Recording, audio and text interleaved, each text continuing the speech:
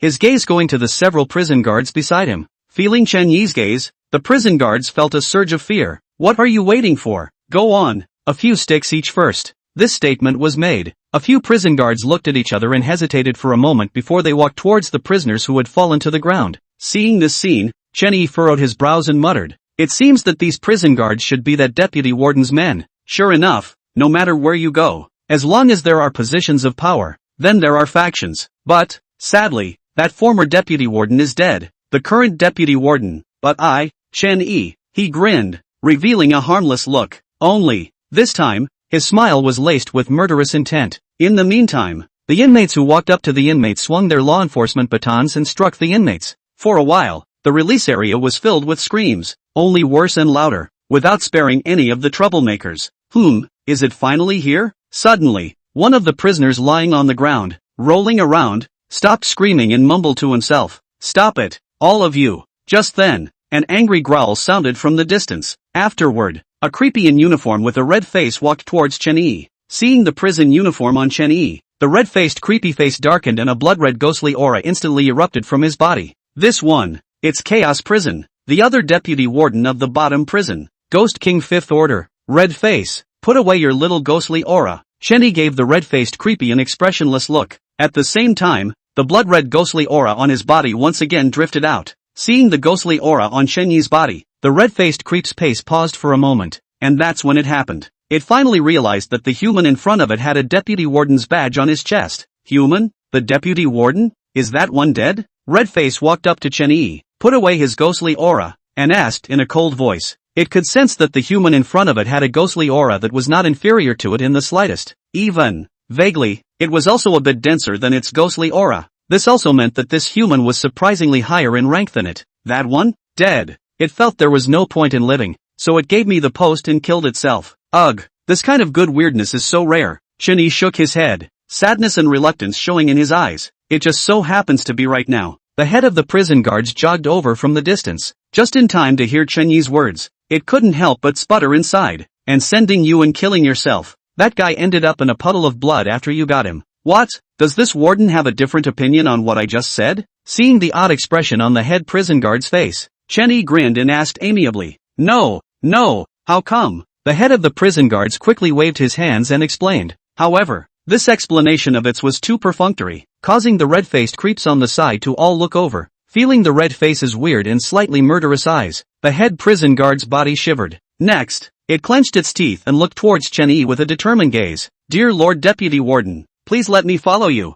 This statement was made, not to mention the red-faced creepiness. Even Chen Yi was surprised. The head of the prison guards, he's very good at sizing up the situation. Fine, then you can follow me from now on. Chen Yi smiled and nodded. In the bottom prison, except for the two deputy wardens, the highest ranking and most powerful is this head prison guard. With the subsequent task of straightening out the bottom prisons, he couldn't possibly do everything himself, so it's very nice to have a henchman. Congratulations to the human deputy warden then. Aside, the red-faced creep snorted and said the word human very heavily. As for the head prison guard, the thing was never under its command in the first place, so, love it. In the meantime, the movement of the wardens in the release area had stopped. On the floor, the prisoners groaned in pain. In the center of them, the human was similarly wounded. Why don't you discipline them? At this point, Chen Yi smiled and asked the red-faced creep next to him. This warden has things to do, so take your time and toss. Red-faced creepy snorted coldly and turned away. It had just turned around, and its red face turned pitch black to the naked eye. But, soon, its face returned to normal and it whispered to the men beside it. Get ready, I'm going into the middle prison. Ahem, introduce yourself. Ling Chen, the new deputy warden of bottom prison. Chen Yi smiled and scanned the circle of prisoners. Seeing that all the prisoners were okay, he spoke again. I think prison is actually a wonderful place to be, rather than fighting over petty things. So, next, I'm going to be working with all of you to make bottom prison a wonderful and desirable paradise. The words fell. Disdain showed in the eyes of all the prisoners, who shook their heads and turned away. Seeing this scene, Chen Yi couldn't help but sigh. It's true, reasoning with the wicked. You still have to learn from the wicked. When he finished speaking, he twisted his head to look at the head prison guard beside him. This time, the head of the prison guards instantly understood what Chen Yi meant. Gripping the wolfsbane in his hand, he walked towards the prisoners. Soon, it then came to one of the prisoners. You, it seems, just now spoke. Next, the wolfsbane fell and smashed directly into the prisoner in front of him. Not a moment too soon. The prisoner then becomes moribund and will die before long. Gee, look at you. You've said we're going to work together to build a better bottom prison. Why are you still beating people up like this? At this point, Chenny came over and gave the head of the prison guard a reproachful glare. He then knelt down and examined the prisoner's injuries. TSK, most likely won't survive. Bury it. He waved his hand and quickly ran over two sharp-eyed guards to drag the prisoner off. This move, the inmates around them had their eyelids fluttering and swallowed hard. Originally, they thought that this human was nothing more than a crooked, connected person. Now it seems that the other side seems a bit ruthless. Thanks to Paper Kite Clear Gardenia Big Brother's popping more sprinkles plus rainbow farts plus pick for an extra chapter for Big Brother. Also, thanks for the gifts from the other papas. Star Operator Asterisk, Chapter 197, Cafeteria No. 1. Prisoners from the Superior Penitentiary. Chaos Prison. Bottom Prison. Release Area. Alright, drag it away and bury it. Chenny waved his hand, and the head of the prison guards immediately pulled the dying prisoner on the ground out of the release area. On the ground, a bloody path followed. Since I said I want to create a good and peaceful bottom prison, I will certainly do what I said I would do. So what? If anyone tries to stop me or mess up and give me trouble, then excuse me, I'm sure I'll treat you to a blood walk. Chen-yi grinned, revealing a harmless look. This expression struck fear into the hearts of all the prisoners in the release area. Just because, they can feel it. This first ever human deputy warden is no joke here. Creepy kills humans and enjoys it. Humans kill shenanigans and are happy to do so. Half an hour later. Okay, release time is over. All of you go back to jail. Chunny glanced at the time on the wall, then shouted out. That's all. All the prisoners were herded together by the guards and escorted back to their cells. Next, it's my free time. He smiled and likewise left the release area. Bottom prison. Deputy warden's office. The head jailer had tidied up the inside. Not even the slightest whiff of blood. This shows how professional the other party is in doing this kind of thing. Knock knock. Suddenly, there was a knock on the door. Enter. On the chair, Chenny leaned on it and spoke with his eyes closed. Click. As his words fell, the door was opened from the outside. Honorable Deputy Warden, here is the list of prisoners you asked for. The head prison guard held a thick stack of papers in his hands and carefully placed them on his desk. Okay, sit down first. Chenny nodded and opened his eyes, sitting up straight. Immediately afterward, he picked up the papers on the table and read them. The document is thick, but the contents on it are very simple. On it, there is only a record of the bottom prison, the names of all the inmates and the reason for entering the prison. Oh, this little tiger does have a bit of a background. Ha! Suddenly, Chen Yi's eyes lit up, and his gaze locked onto the words Master Tiger in the document. Name, Master Tiger. Rank, Ghost General. Reason for entering prison, theft of noble property. Background, mid-level prison. Brother of a prison guard. That Xiaohu has a bigger background, but wasn't he also cleaned up by you? Aside, the head prison guard smiled fawningly and opened his mouth to compliment. However, as soon as these words came out, they were immediately met with Chun Yi's friendly gaze. What do you mean, cleaned up by me? Wasn't little Tiger killed by 2 dogs? In the end, that second dog committed suicide in fear of his own life, which was seen by many people, Chenny said without a blush, his eyes once again looking at the documents in his hands. This time, he went through all the papers in his hand and didn't even see any more prisoners with backgrounds.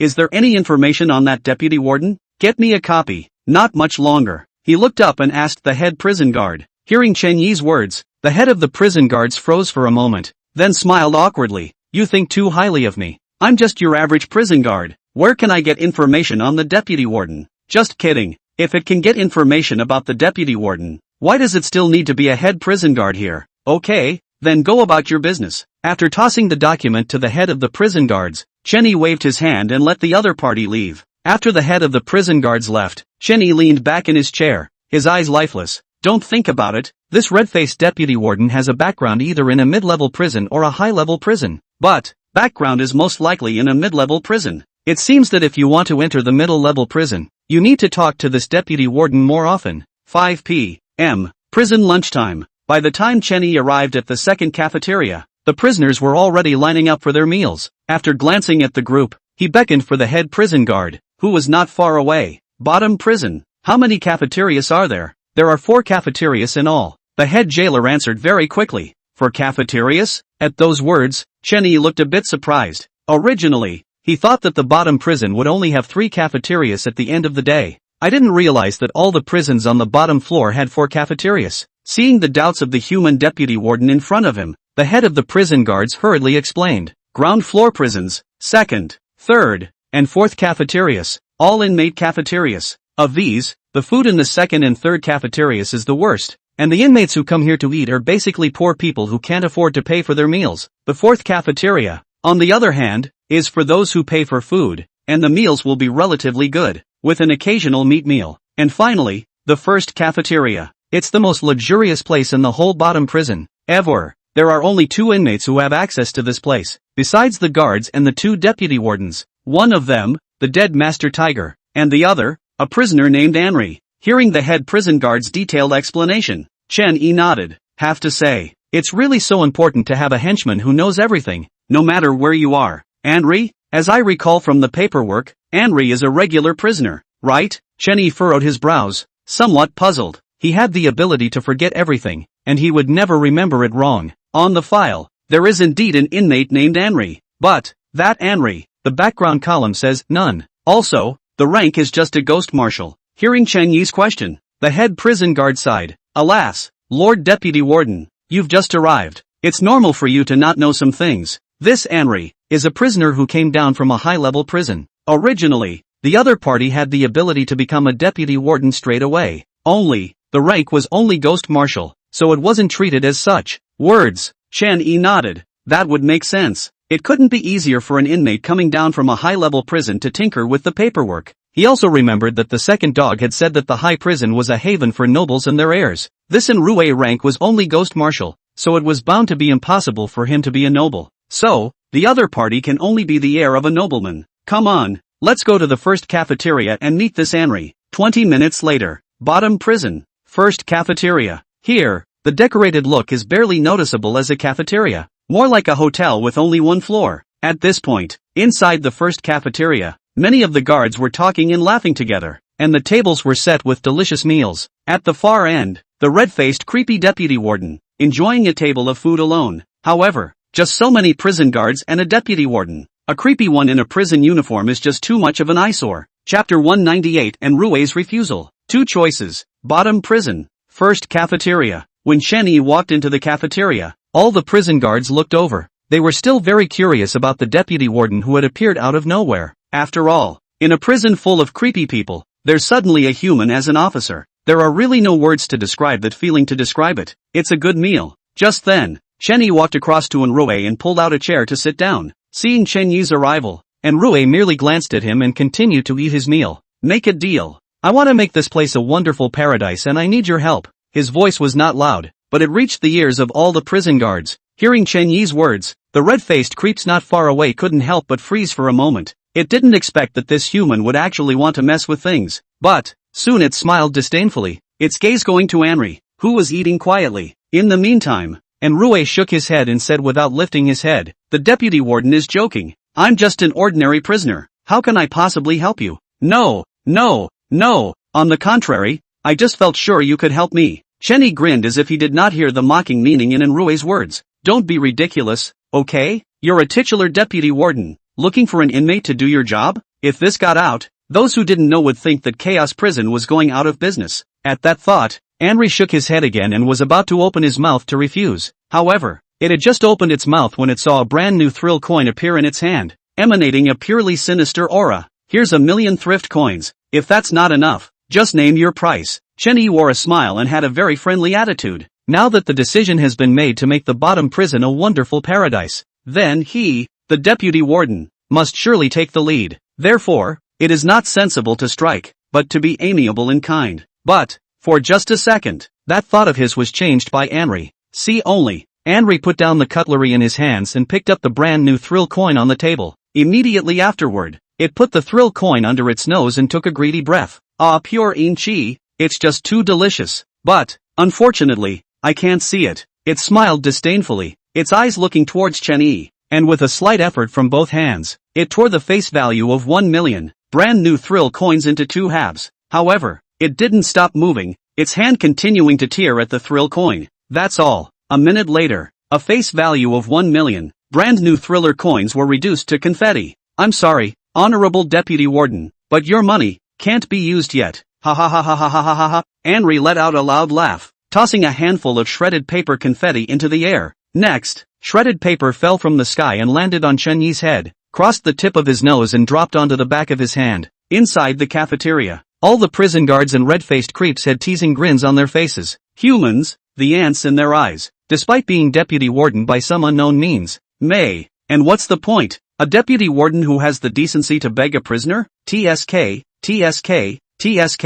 I don't understand. Obviously I'm a good person trying to do something good, but why won't you just help me? Chen Yi lowered his head, looking at the ground crumbs on the back of his hand and muttering to himself. Speaking, his left eye flashed red. Immediately after that, the entire first cafeteria turned a dark red color. I'm really a nice guy. Why can't I just go along with it? He picked up the scraps of paper on the ground on the back of his hand, his mouth still talking to himself. The next moment, a scarlet ghostly aura burst out from him. In just a blink of an eye, the entire first cafeteria was covered. Among the ghosts, all the prison guards panicked and rushed to get under the table, shiver and snuggle up to each other. At the far end of the cafeteria, the red-faced creepy remained seated in his chair. But, at this moment, sweat was dripping from its forehead, and the blood-red ghost aura on its body became messy. In the meantime, across from Chen Yi, and Rue was similarly not doing too well. It only has the rank of Ghost Marshal. In front of the Ghost King's high-level Ghost Shi, all it could do was sit and force itself to endure the ghostly weavers. It is well known that I am a good man. So, I'm going to give you another chance to choose. Choice 1.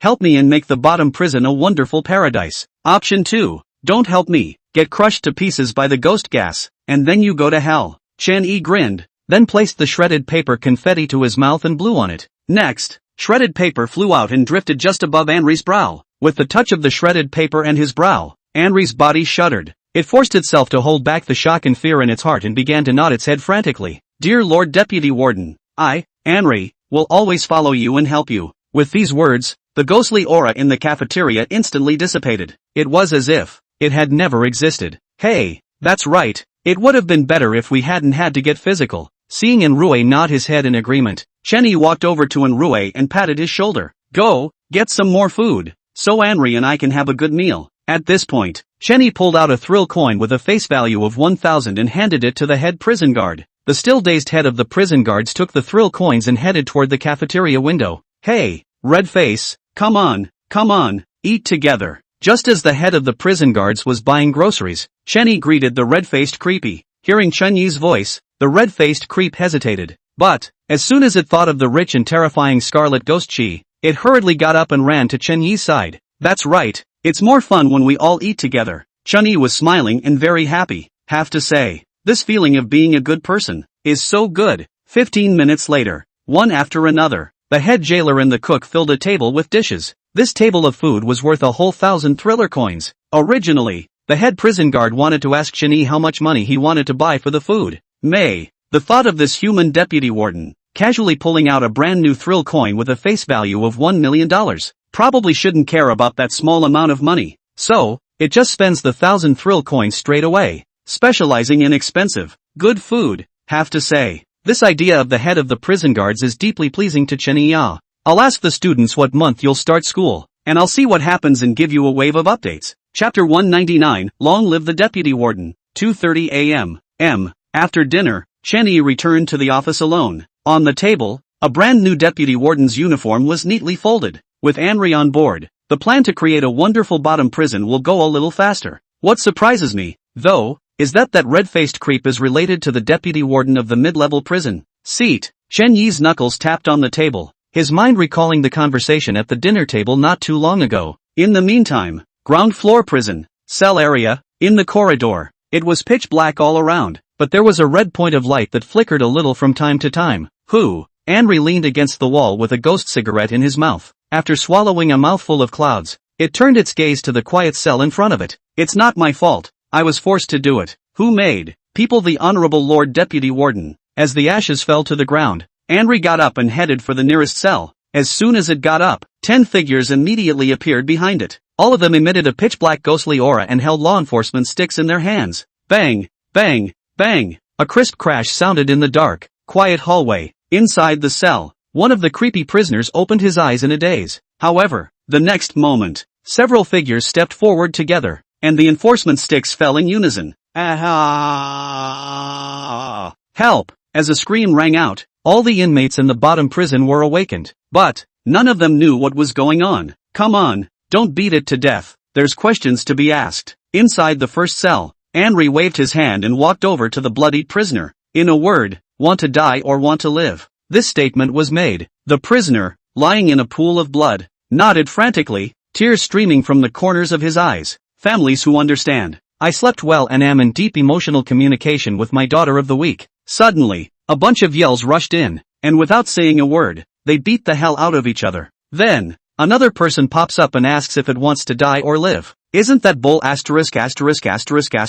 Who wants to die when you can live? Then do as you're told or I'll be back to play with you tomorrow night. Seeing the prisoner nod, the corners of Henry's mouth turned up and he lit another ghost cigarette. Go, next, that's all. Overnight, the entire inmate population of the bottom prison suffered friendly exchanges from 10 large men. Until dawn, at the bottom prison, the screams in the cells only stopped. But, a little closer, you could hear moans of pain rising and falling from the cell. 6:30 in the morning. Jingle bells. As the prison's wake-up call rang, Chenny also opened the door to his office. The deputy warden's office is very large and is a total bachelor pad. Therefore, Chenny slept very well this night. The only downside is that occasionally you'll hear a killing sound. Other than that, this deputy warden's office, indeed, couldn't be better. Not much longer. Chenny washed up and put on his brand new deputy warden uniform. After wearing his identity badge, he left the office and headed for the second cafeteria. By the time he arrived at the second cafeteria, the inmates had already punched in and were eating their breakfast. But all the prisoners had little appetite this morning,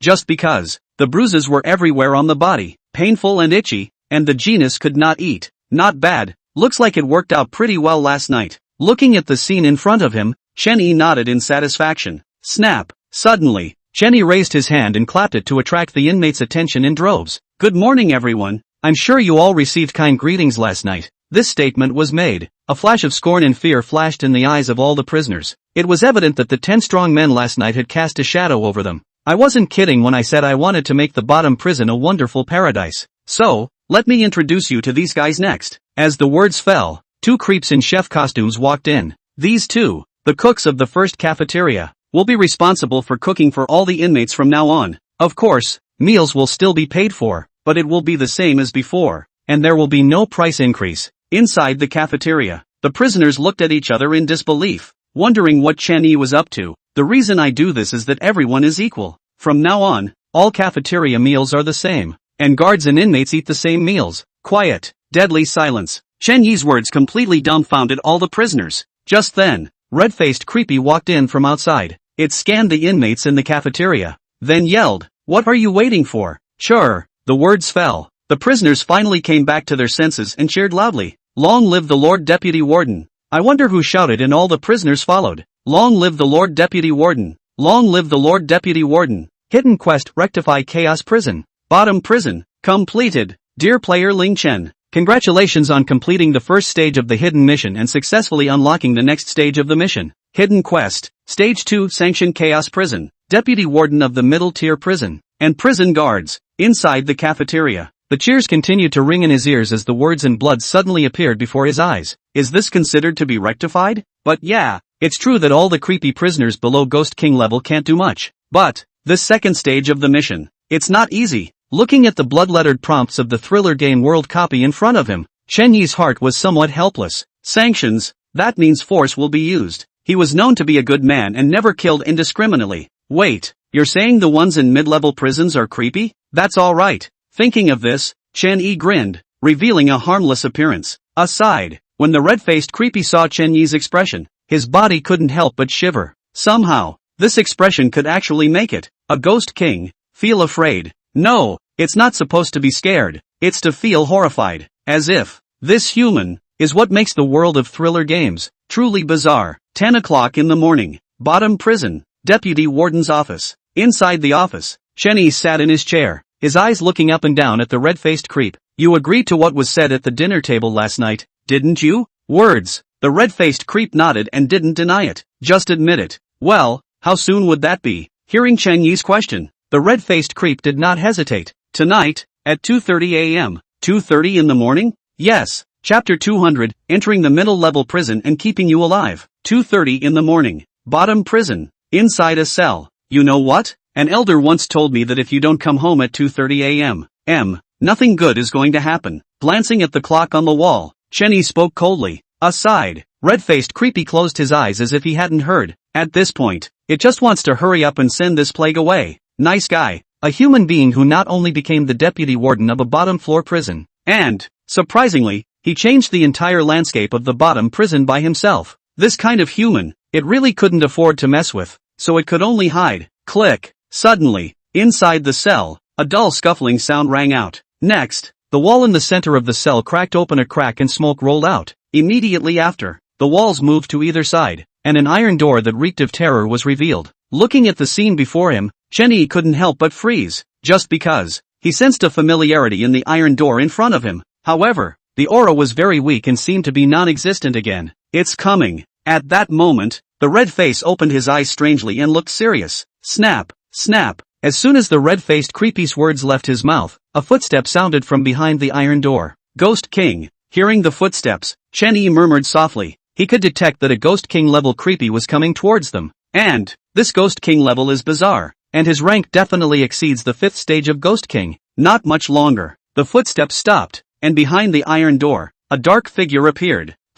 I can't believe it's actually a human who's the deputy warden. Suddenly, the figure behind the iron door made a puzzled sound, his eyes looking Chenny up and down. Uncle, this is the human deputy warden I mentioned to you. Aside, red-faced Creepy hurried over to the iron door and bowed his head in explanation. Now that you've been promised, let's put him in the middle prison. Uncle nodded and placed his hands on the iron door. Immediately afterward, scarlet ghost aura erupted from its body. Bang! The next moment, the iron door drew up and was opened from below. Come here, Uncle bellowed, urging. Seeing this, Chenny rushed forward and walked into the iron door. Bang! As soon as Chenny entered, his uncle instantly let go of his hand, and the iron door slammed heavily on the ground.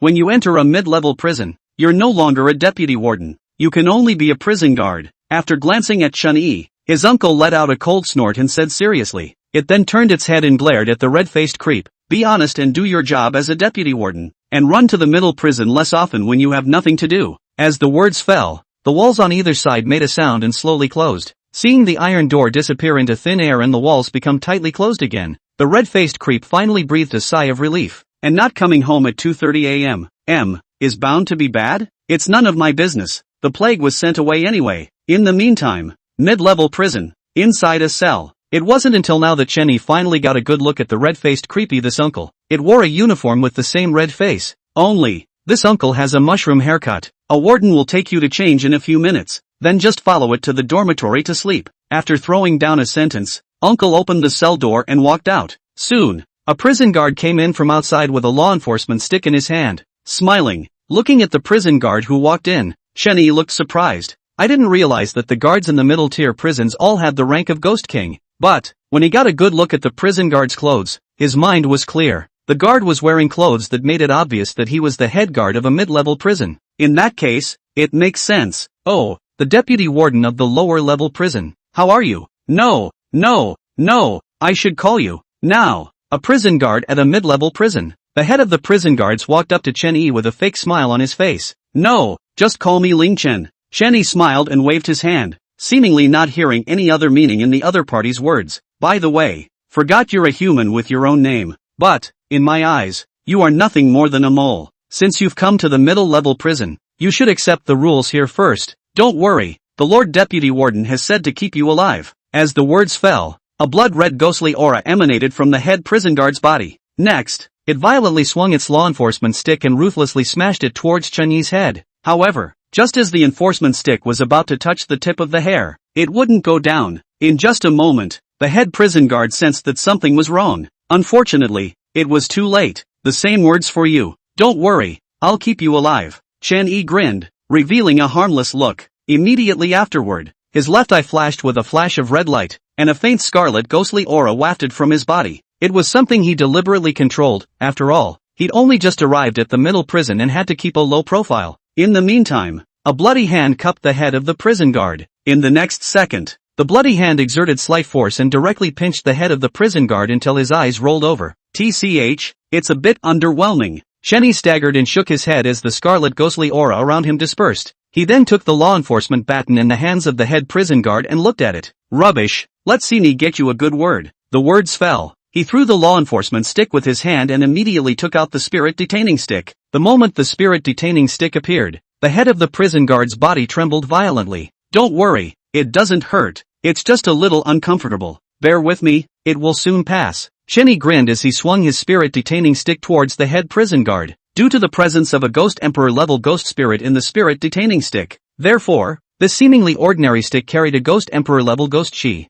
Bang! The spirit detaining stick struck the head of the prison guards, surprisingly sending him flying directly out and ruthlessly crashing into the cell wall. Oops, I'm really sorry about that. I used a little too much force. I don't suppose you'd mind not saying anything? That's a default, so I'm going to continue. Chenny wore a smile on his face, not giving the head of the prison guards a chance to open his mouth at all. Next, the spirit detaining stick swung out again, directly hitting the head prison guard's waist. Click. This time, the head jailer didn't fly out again, but, inside it, a shattering sound rang out. It seems that something is broken. At least he's a ghost king. How come he's dying in 2 sticks? Looking at the fainted head prison guard, Chenny shook his head. This kid, I guess he's too tired to be the head prison guard. It was so hard to be able to collapse. And no, I fell right asleep. See, it's been said that if you don't come home at 2:30 a.m., nothing good is going to happen. Looking around, everyone starts school at pretty different times. So, you guys can choose to add more on the 20th or 25th. It will be 3 days in a row with 4 or 5 shifts. So, Chapter 201, Emboldened? Make a move. Chaos Prison. Medium level prison. Region 1 cells. Just sleep. Don't catch a cold, haha. Chenny thoughtfully placed the straw mat on the ground over the head prison guard. Then, getting up, he left the cell. As soon as he stepped out of his cell, 2 prison guards approached him. Shoo, be gentle. Your boss is asleep. Come on, take me to my dorm and find a new prison guard uniform. Upon hearing Chen Yi's words, the 2 prison guards glanced at each other and turned their eyes to the cell again. Upon seeing that the head prison guard was indeed sleeping quietly, they then nodded and led Chen Yi towards the dormitory. About 10 minutes later, middle-level prison. Prison guard's quarters. A prison guard held a worn uniform and threw it to Chen Yi. Make do with what you've got. This isn't a bottom prison. No one cares about you as a deputy warden. The prison guard sneered, looking at Chen Yi with a teasing gaze. It's a prison guard alright, but, it's a chaos prison. A mid-level prison guard. In the chaos prison, the official ranks are particularly distinct. In the eyes of the senior prisons, the middle and bottom prisons are places where complete garbage stays. So, in the eyes of the middle prisons, the bottom prisons become garbage. Even if you're a deputy warden. So what? You're still from the bottom prison. Get me a new set of prison guard uniforms. Chenny didn't bother to pick up the tattered uniform, but instead turned his gaze to the prison guard in front of him. This statement was made. The prison guards in the dormitory all burst out laughing. Ha ha ha ha ha ha ha. You're actually asking me to get you a new one? You don't even look at what you are. Humans from the bottom of the prison. The crickets of the trash. The prison guard raised his hand and pointed at Chen Yi's nose, cursing. Ugh. At this moment, Chen Yi shook his head inside as he walked towards the door. This action became, in the eyes of the prison guards, an admission of weakness. For a while, the prison guards' curses and jeers became more and more rampant. Bang! Suddenly, a crash sounded and the door to the dormitory was closed from the inside. I really don't like fighting. Isn't it good for everyone to coexist peacefully? Chen Yi's face was helpless as a scarlet ghostly aura erupted from his body. Just for a moment, the scarlet ghostly aura then filled the entire prison guards' dormitory. The prison guards who were flooded by the ghostly aura had horror on their faces, completely unaware of what was happening.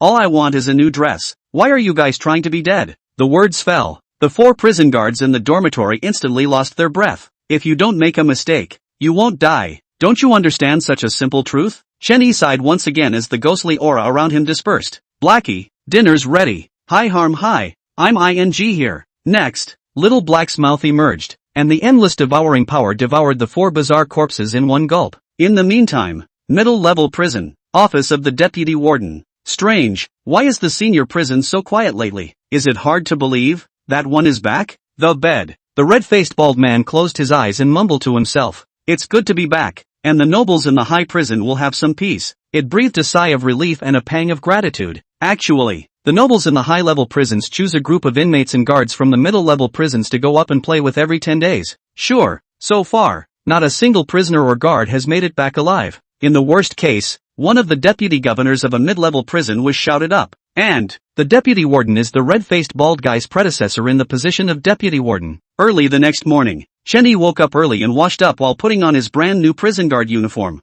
But the prison guard's uniform he was wearing had some differences from the normal prison guard's uniform. On his chest, the bottom prison deputy warden's badge also became the middle prison head warden. Dear player Ling Chen, congratulations on obtaining a special identity. Player name, Ling Chen. Special identity, S-Class copy, Chaos Prison, Middle Level Prison, Head Prison Guard. After looking at the bloody words in front of him, Chen Yi was very satisfied. Jingle bells. Just then, the breakfast bell rang. Hearing the bell, Chen Yi picked up his enforcement stick and walked out of the dormitory. When he reached the first area cell, he found the red-faced bald guy standing there. Yo, in one night, you've swung from deputy warden of the bottom prison to head warden of the middle prison. The red-faced bald man's gaze looked toward Chen Yi, and there was killing intent in his words. Morning. It hadn't even woken up yet when there was a knock on the door. One of the guards told it that the original head guard had died in his cell. Cause of death, suicide. Also, 4 prison guards disappeared in the night and their bodies could not be found.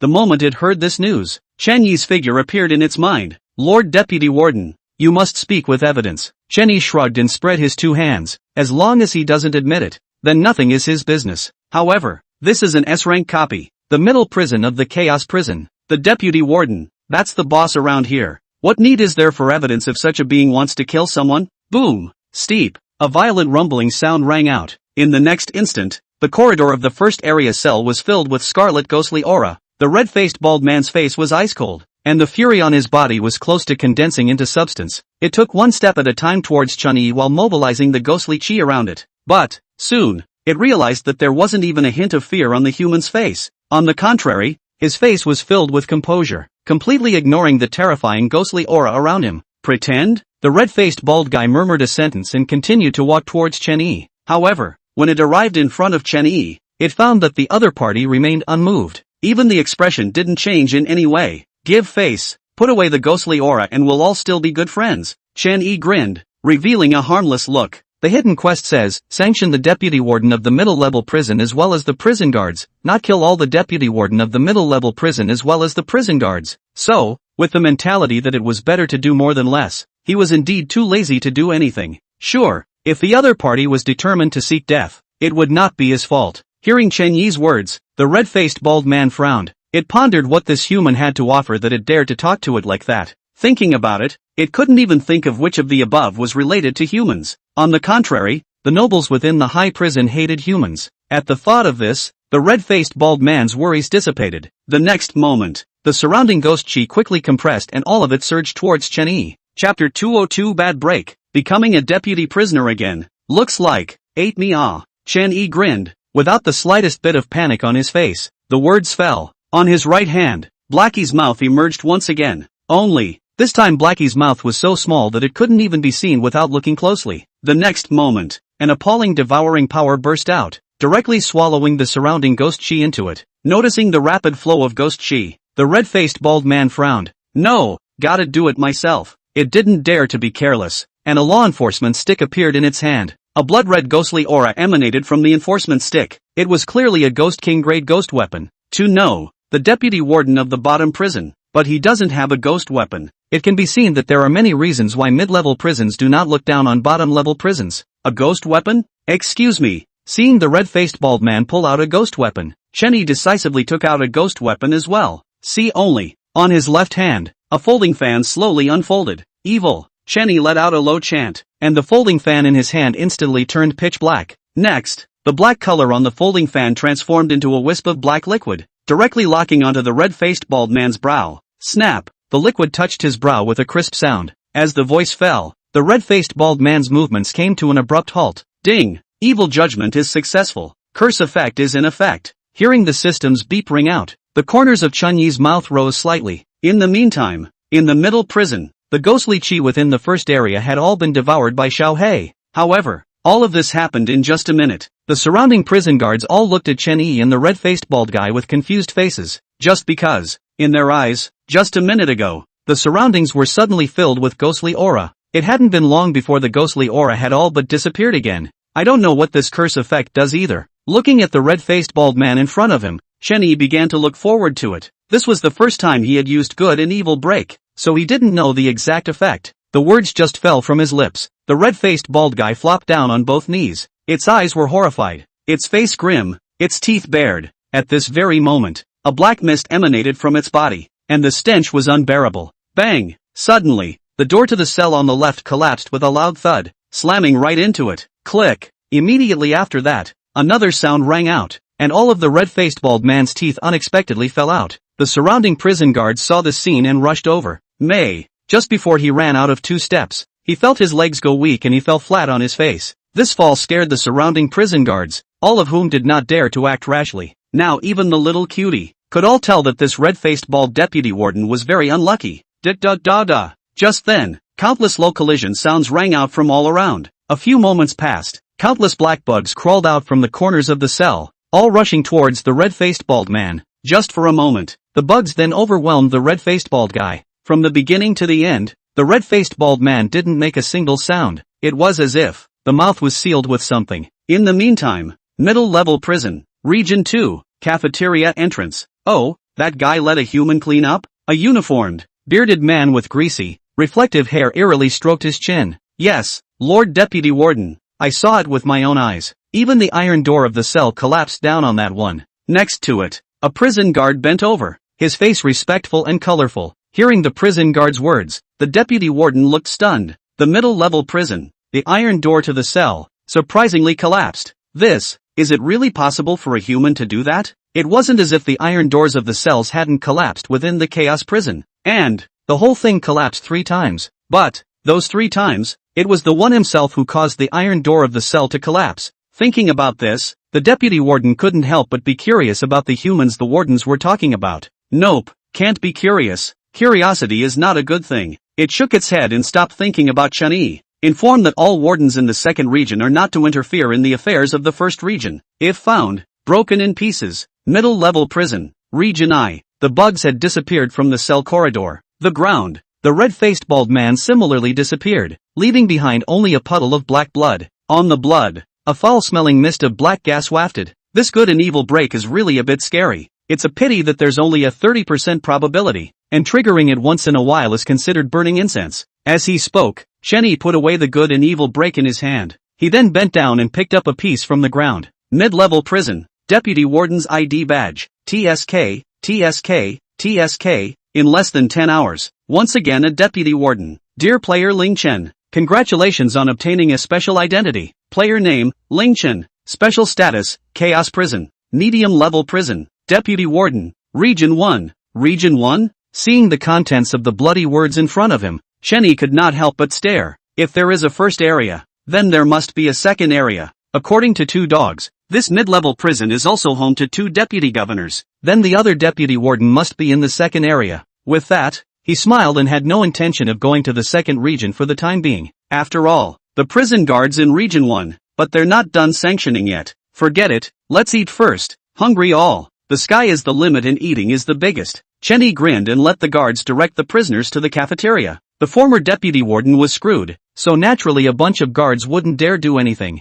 All of them obeyed obediently, looking at Chun-Yi with a gaze filled with scorn and fear. 15 minutes later, Area 1, the cafeteria. It is worth noting that there is only one canteen within each area of the mid-level prison. The guards eat the exact same meals as the inmates, but, in the cafeteria, there is a separate stove for the deputy warden. During the week, it is dedicated to the deputy warden. Looking at the table of delicious food in front of him, Chun-Yi was in a bit of a trance for a moment. Be a good boy and have a deluxe breakfast inside an S-class copy. That's a treatment that no one has ever gotten before, right? He smiled, picked up his chopsticks and began to enjoy the lavish breakfast. Suddenly it kind of makes sense why the phase of mid-level prisons is to sanction deputy wardens and prison guards. For this kind of life, is this even a prison sentence? Isn't this purely and simply coming in to enjoy life? As he spoke, Chun-Yi had already settled a plate of food. Ever since I became a player, I've had a huge appetite and I can eat a lot at every meal. Chapter 203, Dark Moon and Windy Night. Sanctions. Begin. Extra. Middle-level prison. Region I. Office of the Deputy Warden. Time flew by and soon the day passed. On this day, Chun-Yi stayed in the office for the rest of the day, except for meals. Finally, the moment darkness fell, he pushed open the office door and walked out. Dark Moon and Windy Night. Murder and Fire Day. Sanctions. Begin. Looking up at the dark sky, the corners of Chun-Yi's mouth rose slightly.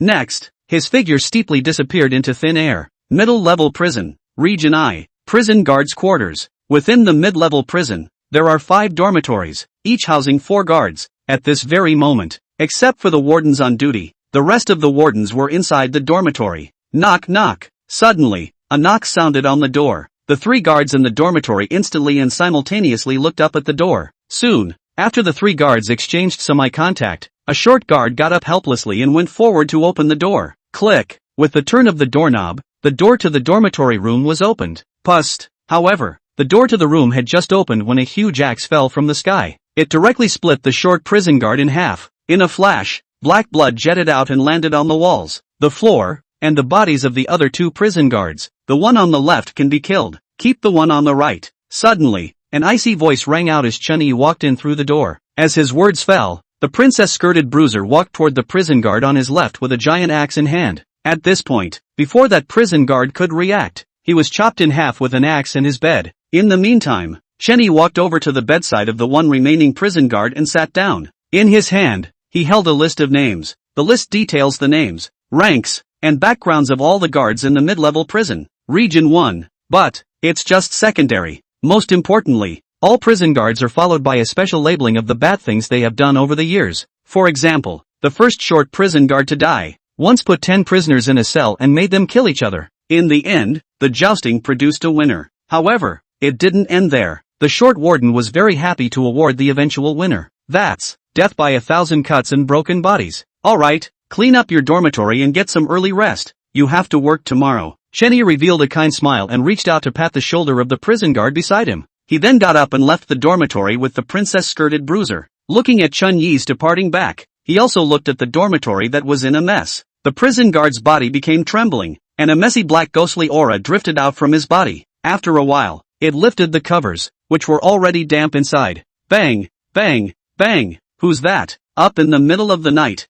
Want to die? Open the door. Community warming. The entrance to a prison guard's dormitory. Chun-Yi wore a smile on his face as he gazed at the list in his hands. Well, that's good. 2 more bad guys sanctioned then. Inside the dormitory, the huge axe in the princess-skirted strong man's hand was already stained with black blood. At its feet, quietly, lay 4 half-formed bodies. The remaining few, it seems, are on duty. Looking at the list in his hands, Chun-Yi muttered. Next, his form was hidden in the darkness and he disappeared again. 12 o'clock in the morning. Middle-level prison. Region 2. Office of the Deputy Warden. This opening 10 billion thrill coins, magnificent shooting of a demonic female ghost king is a great read. Alas, if I could have 10 billion thrillers, where would I still be here as a Thai Deputy Warden? The Deputy Warden looked at the novel in his hands and shook his head helplessly. Too bad I can't give a positive review. I wish some kind soul would help me give a few 5-star reviews. Knock knock. Suddenly, a sharp knock on the door interrupted the Deputy Warden's thoughts. Asterisk asterisk asterisk asterisk in hell. Let's get some rest. It left the book in its hands still on the table and went forward to open the door with a black face. Click. The door opened and a bloodied, uniformed prison guard planted himself on the floor. Seeing the scene in front of him, the Deputy Warden was stunned. Hastily, he crouched down to check it out. No sooner had it crouched down than it heard a few words sputter out of the dying prison guard's mouth. That human, is a demon, and he has killed Mad. As the words fell out of his mouth, the prison guard's head lolled and he didn't breathe. The human is a demon? He's gone killing Mad? Thinking back on what the guard had said, the Deputy Warden frowned. That human. I really don't want to get into it. It shook its head and got up, dragging the prison guard's body off into the distance. 2 o'clock in the morning. Middle-level prison. Area I. Cells. Not bad, not bad. So far all the bad guys in Region 1 have finally been sanctioned. Looking at the list of names with a red cross, Chun-Yi nodded with great satisfaction. But, I don't think it's just the guards and Deputy Warden who are sanctioned. There are prisoners that need sanctioning too. Speaking, he stopped at the door of a cell. Inside the cell, a prisoner was curled up on a straw mat, breathing evenly and seemingly not asleep. However, its ankles, did not have iron locks. This also means that this inmate is in the middle level of the prison, equivalent to an Rue and Tiger's status in the bottom prison. Cass, mid-level prison inmate, Ghost King 5th Order. Background, high-class prison, heir to the head prison guard. The words fell. In his cell, Cass opened his eyes and rose from his straw mat. It turned around and swept its gaze over Chun-Yi and the princess-skirted strongman. Deputy Human Warden, I don't think I've pissed you off, have I?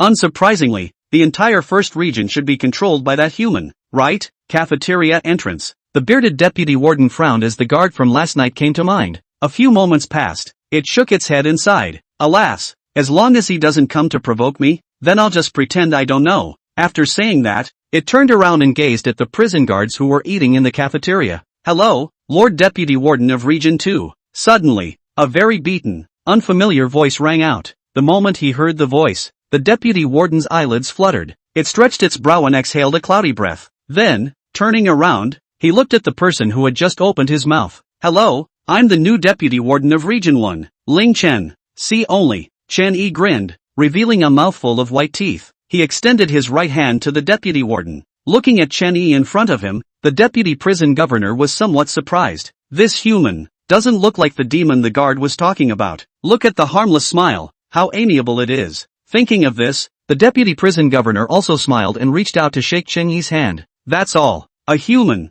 in the world of thriller games, the second S-rated copy, shakes hands with a middle manager. But, after shaking hands for just a second, Chen Yi pulled his hand back. He then pulled a piece of paper out of his pocket and handed it to the deputy warden. I've heard that humans are particularly concerned about etiquette. Is it hard to believe that this is a meet and greet gift? The deputy warden smiled and took the folded paper, then unfolded it. The paper unfolded and the list of names in the second region instantly caught the deputy warden's eye. Looking at the list in his hands, the deputy warden was a little speechless for a moment. In particular, its hand trembled slightly when it saw a third of the names specifically labeled on the list. Where is this a meet and greet? It's a death list that's been sent to us. At this very moment, the harmless smile on Chen Yi's face became extraordinarily terrifying and creepy in the eyes of the deputy prison governor. For a moment, it even wondered if the human in front of it was really human. Seeing as I'm really sincere and polite, the deputy warden shouldn't give me a hard time, should he? At this point, seeing that the bearded man in front of him was not speaking,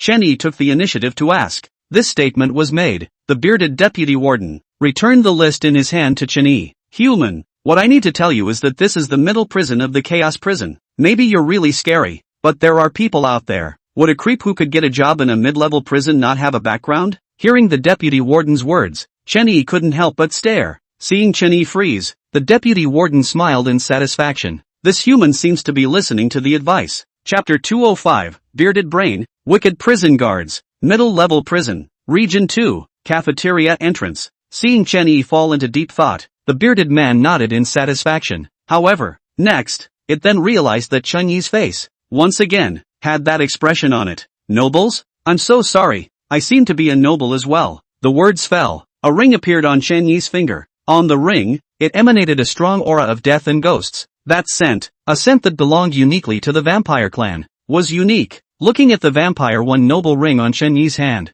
the expression on the bearded man's face turned into a pig's liver color. Nice guy, hoping that after all this mess, this human also has a background. No wonder he was able to kill the red-faced bald guy. No wonder he dared to come to the second region with such a boldness. If it's an aristocrat, then it all makes perfect sense. No, if you're a noble, then why didn't you go straight to the senior prison? The bearded man looked puzzled and reached out to touch his reflective greasy head. Came to sanction some rats, of course. Chen Yi pretended to be mysterious and casually made up a sentence. However, what he didn't expect was that just such a false statement would set off shockwaves in the mind of the bearded deputy warden. Sanctions? What kind of person and what kind of status can say the word sanction? In the entire chaos prison, the only one who had this qualification was that one. And that one, it seems, is also inextricably linked to the vampire clan. In that case, the human in front of him must be the one who sent him down. Thinking of this, the bearded deputy warden took a deep breath and returned the second region list in his hand to Chen Yi. Dear Mr.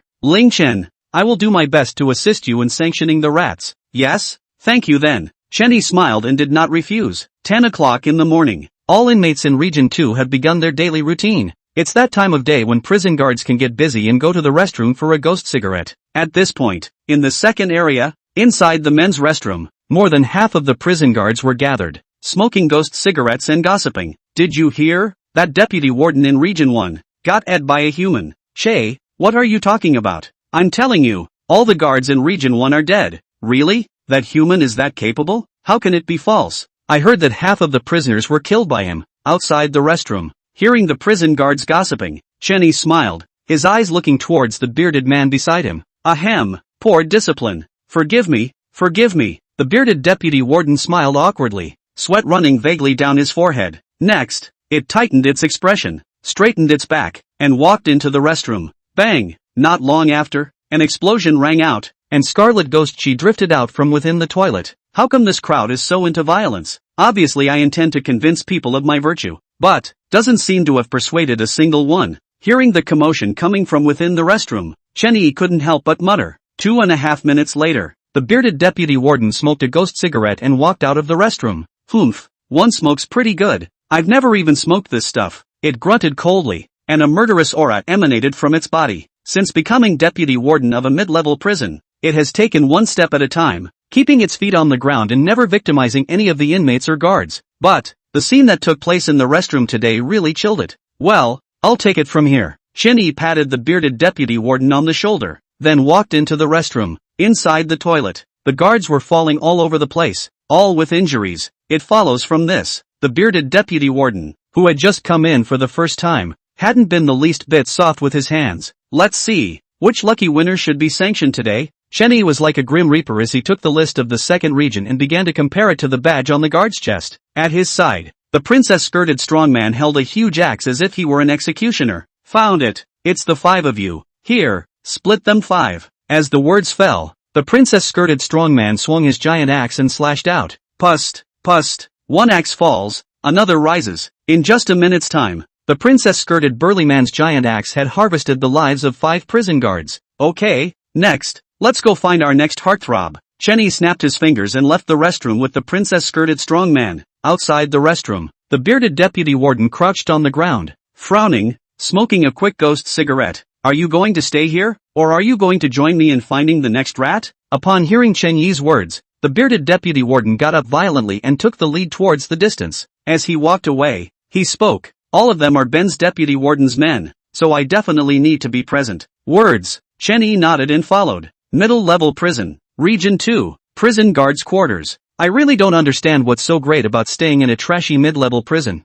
Humph. A fancy name for sending me down for exercise. They stayed up there instead, eating and drinking left and right. The bed. One of the prison guards closed his eyes and sputtered from time to time. Bang! Suddenly, an explosion rang out and the door to the dormitory was kicked in from the outside. Immediately afterward, Chen Yi walked in from outside. Behind him, the princess-skirted strongman held a huge axe, his face expressionless. Further back, the bearded deputy warden relit a ghost cigarette and gulped it down. Sleeping in the dormitory during work hours. You're such an official. Suddenly, Chen Yi walked over to the prison guard's bedside and chided loudly. The prison guard in front of me is a vicious one. He was taken aback when he first saw the message from the prison guard. Name, Inch Stop. Rank, Ghost King 4th Order. Position, prison guard. Background, one of the scions of a noble family in a high-level prison. Recent misdeeds, set 5 prisoners on fire and suffocated 1 prisoner with urine, forcing 3 prisoners to do unspeakable things in their cells. 8 humans were captured from the bottom prison at once and all eaten alive. When he saw the last entry, Chen Yi felt very sick. Human?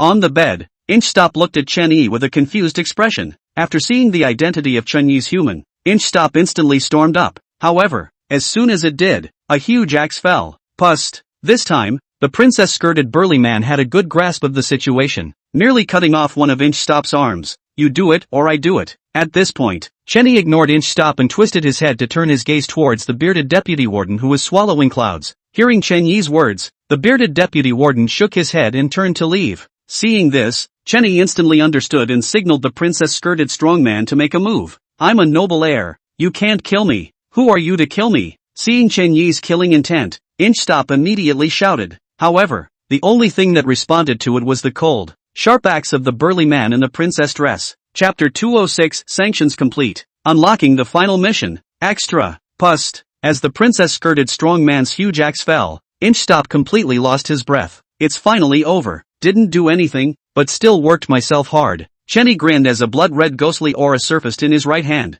Next, the power of devouring burst out and devoured the Inch-Stopped corpse. Ding! Lifespan replenishment in progress. Additions complete. Current lifespan, 500 years. 500 years old? But it's hardly used now. Looking at the system panel in front of him, Chen Yi muttered. Just then, a blood-lettered reminder of the world of thriller games appears in front of you. Hidden Quest. Stage 2 Sanctioning Chaos Prison. Middle Tier Prison Deputy Warden. And Prison Guards. Completed. Dear player Ling Chen, congratulations on completing the second stage of the hidden quest and successfully unlocking the next stage of the quest. Hidden quest. Final stage, become a senior prison deputy warden. Remarks, due to the difficulty of the final stage quests, players may refuse the quests. Once a mission is rejected, the mission reward will no longer be issued. I'll be damned. Talk is better than talk. There's no quest reward if you refuse. So who's going to refuse? Chen-Yi couldn't help but roll his eyes before walking out of the prison guard's dormitory. Behind him, the figure of the burly man in the princess dress instantly disappeared. Outside the door,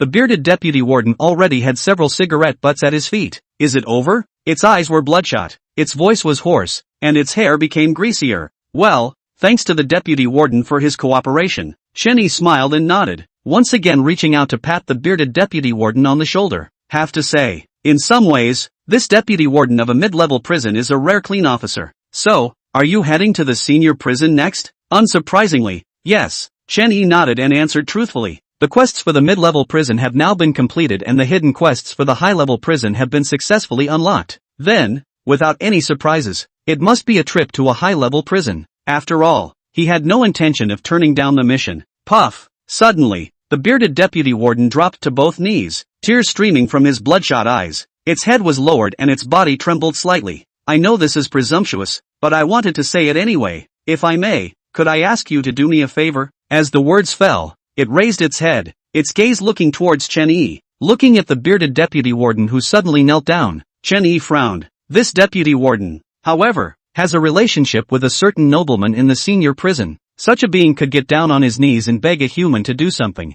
Well, this thing must not be simple. Never mind. Go ahead. I'll listen and then decide to say yes or no. Chen-Yi waved his hand, signaling the bearded deputy warden to speak about things first. Words. The bearded deputy warden wiped a tear from his face and spoke. 10 years ago, I was imprisoned in the chaos prison for killing the heir of a noble. Luckily, one of my elders has a certain status in the higher prison, which left me alive. Thus, I muddled along for 5 years, and in my 5th year, I managed to take the position of deputy warden of a mid-level prison, thanks to the operation of my elders. Speaking of this, the bearded deputy warden clenched his fists, and a scarlet ghostly aura erupted from his body. Its ground eyes were bloodshot and it continued through gritted teeth. However, just a year ago, my wife was sent in. By all rights, she should have gone into a mid-level prison and come to my place, but an aristocrat from a high-class prison got her to a high-class prison. Since then, I have not been contacted by the elders at the senior prison. As the words fell, the bearded deputy warden went limp.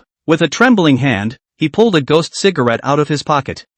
Tried several times, but couldn't light the ghost cigarettes because my hands were too shaky. Just as it was about to collapse, a ray of blue flame appeared in front of it. I see what you mean. Leave it to me. Chen-Yi looked serious as he used the blue flame to help the bearded deputy warden light the ghostly cigarette. The reason why I agreed to the request of the bearded deputy warden, or is it because he entered the senior prison and wanted to become the deputy warden? So naturally he had to fight with those weird nobles. So what's wrong with being a smoothie? And again, a creep who is willing to get down on his knees and beg humans for his wife. Help is help. Thinking of this, Chen-Yi stood up and grinned, revealing a harmless appearance. Only, this time, there was only endless killing intent in his smile. 2:30 in the morning. To be honest, I'm not really able to understand why you all pick 2:30 in the morning for your trips to the higher levels of the prison. Middle level prison. Region 2. Inside a cell. Chen-Yi leaned against the wall, speechlessness written all over his face. Don't these creeps know that if you're not home by 2:30 a.m., nothing good is going to happen?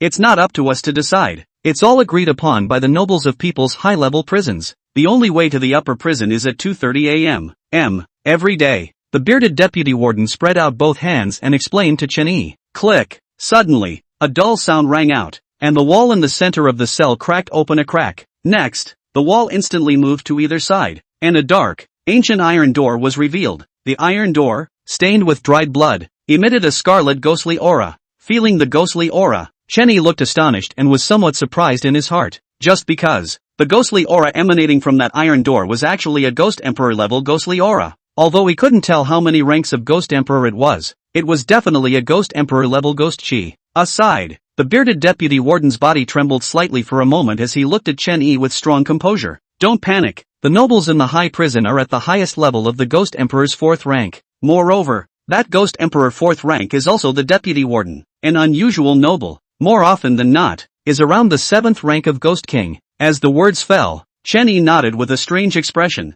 Next, he asked coldly, I am not panicking. Why are your legs shaking? 3 shifts of praise, asking for 5-star reviews. Love you guys asterisk. Chapter 207 Entering a high-level prison. Click. With a dull sound, the iron door leading to the advanced prison opened automatically. This time, there was no pickup trick coming. When you enter a high-level prison, there will be no guards to guide you. There will be a nobility qualification probe when we enter the advanced prison. Once you've explored, you can enter the advanced prison. Of course, if you don't pass, then you'll also go to the senior prison. But whether you go in piece by piece or strip by strip, that's unknown. Aside, seeing the iron door open, the bearded deputy warden hurriedly opened his mouth to explain. Words. Chen Yi nodded without saying anything more and walked straight into the iron gate. Bam! As soon as he walked through the iron gate, the gate behind him instantly slammed down. Click. Next, the walls on both sides moved to the center at the same time, becoming tightly packed again. This is really going to be a slow walk to get through.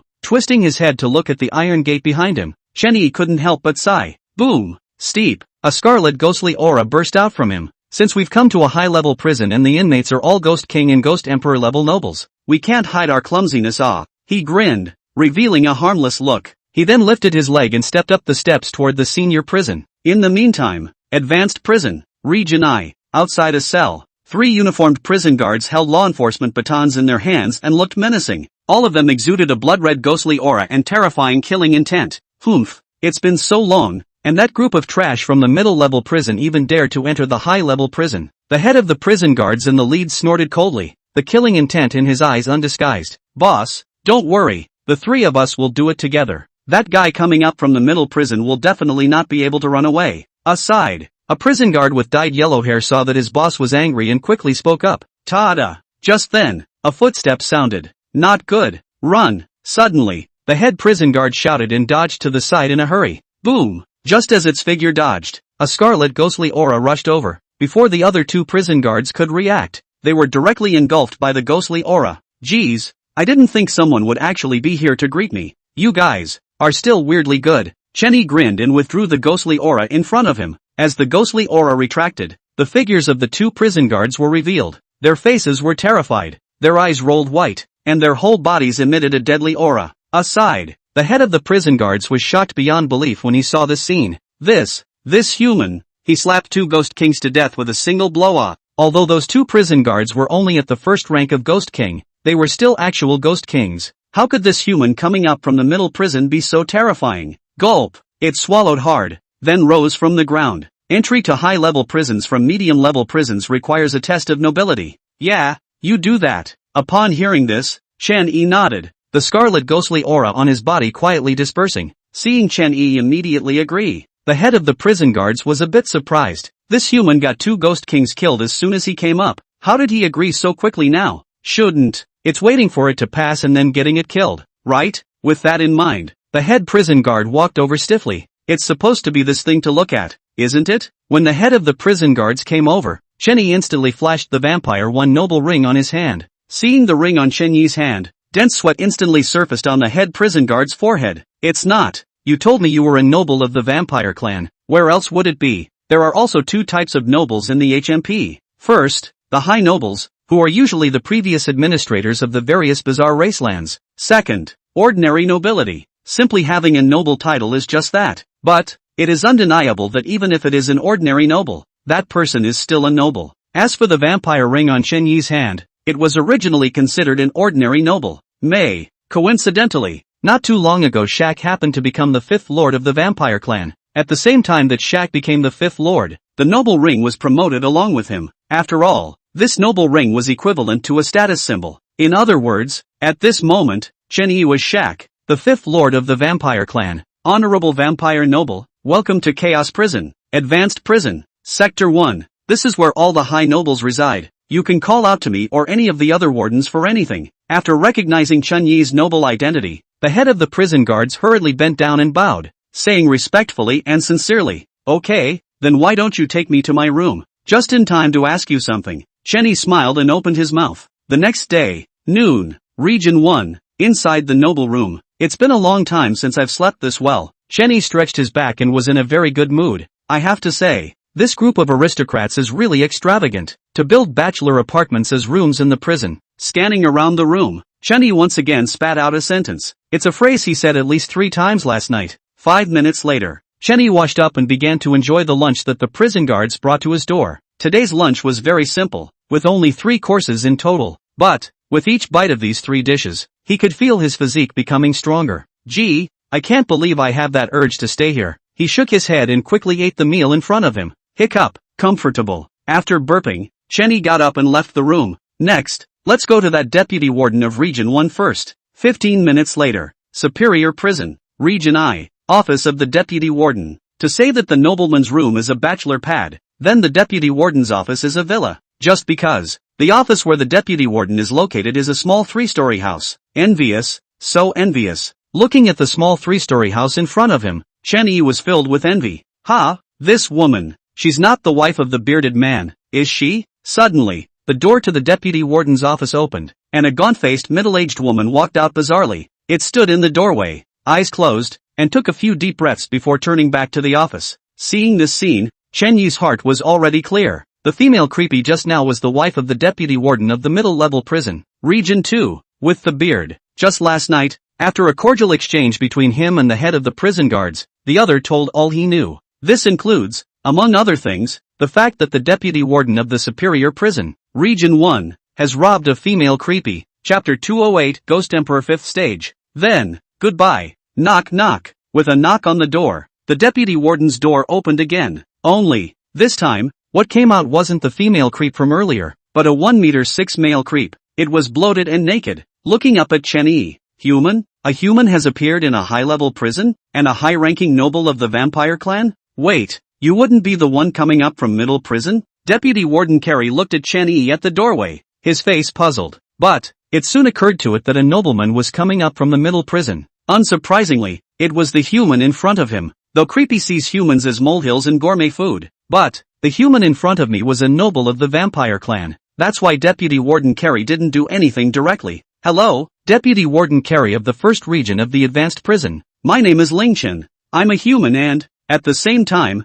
a noble of the vampire clan. Chenyi introduced himself with a smile on his face. The words fell. Carey nodded, confusion still on his face. What did you want to see me about? It's not much really, just wanted to ask you for someone. Want an individual? You're a noble of the vampire clan. Just order the guards for this kind of thing. Well, I've got things to do, so I won't see you off. With that, Carey was about to close the door and send off his guests. However, as soon as it spoke, an appalling killing intent instantly locked it in place. Next, 2 indistinct figures suddenly appeared on either side of it. Excuse me, the person I want is the woman inside. Chenyi grinned, revealing a harmless look. In his hand, he held the spirit detaining stick, which emanated a scarlet ghostly aura. At this point, the figures that appeared on either side of Carey were none other than 2 Ghost Emperor-level ghost spirits. Feeling the terrifying aura on both sides, Carey's face went cold. Humans, this is the Chaos Prison, and I am the Deputy Warden of the Higher Prison, Region 1. Talking to you is a favor to the vampire clan,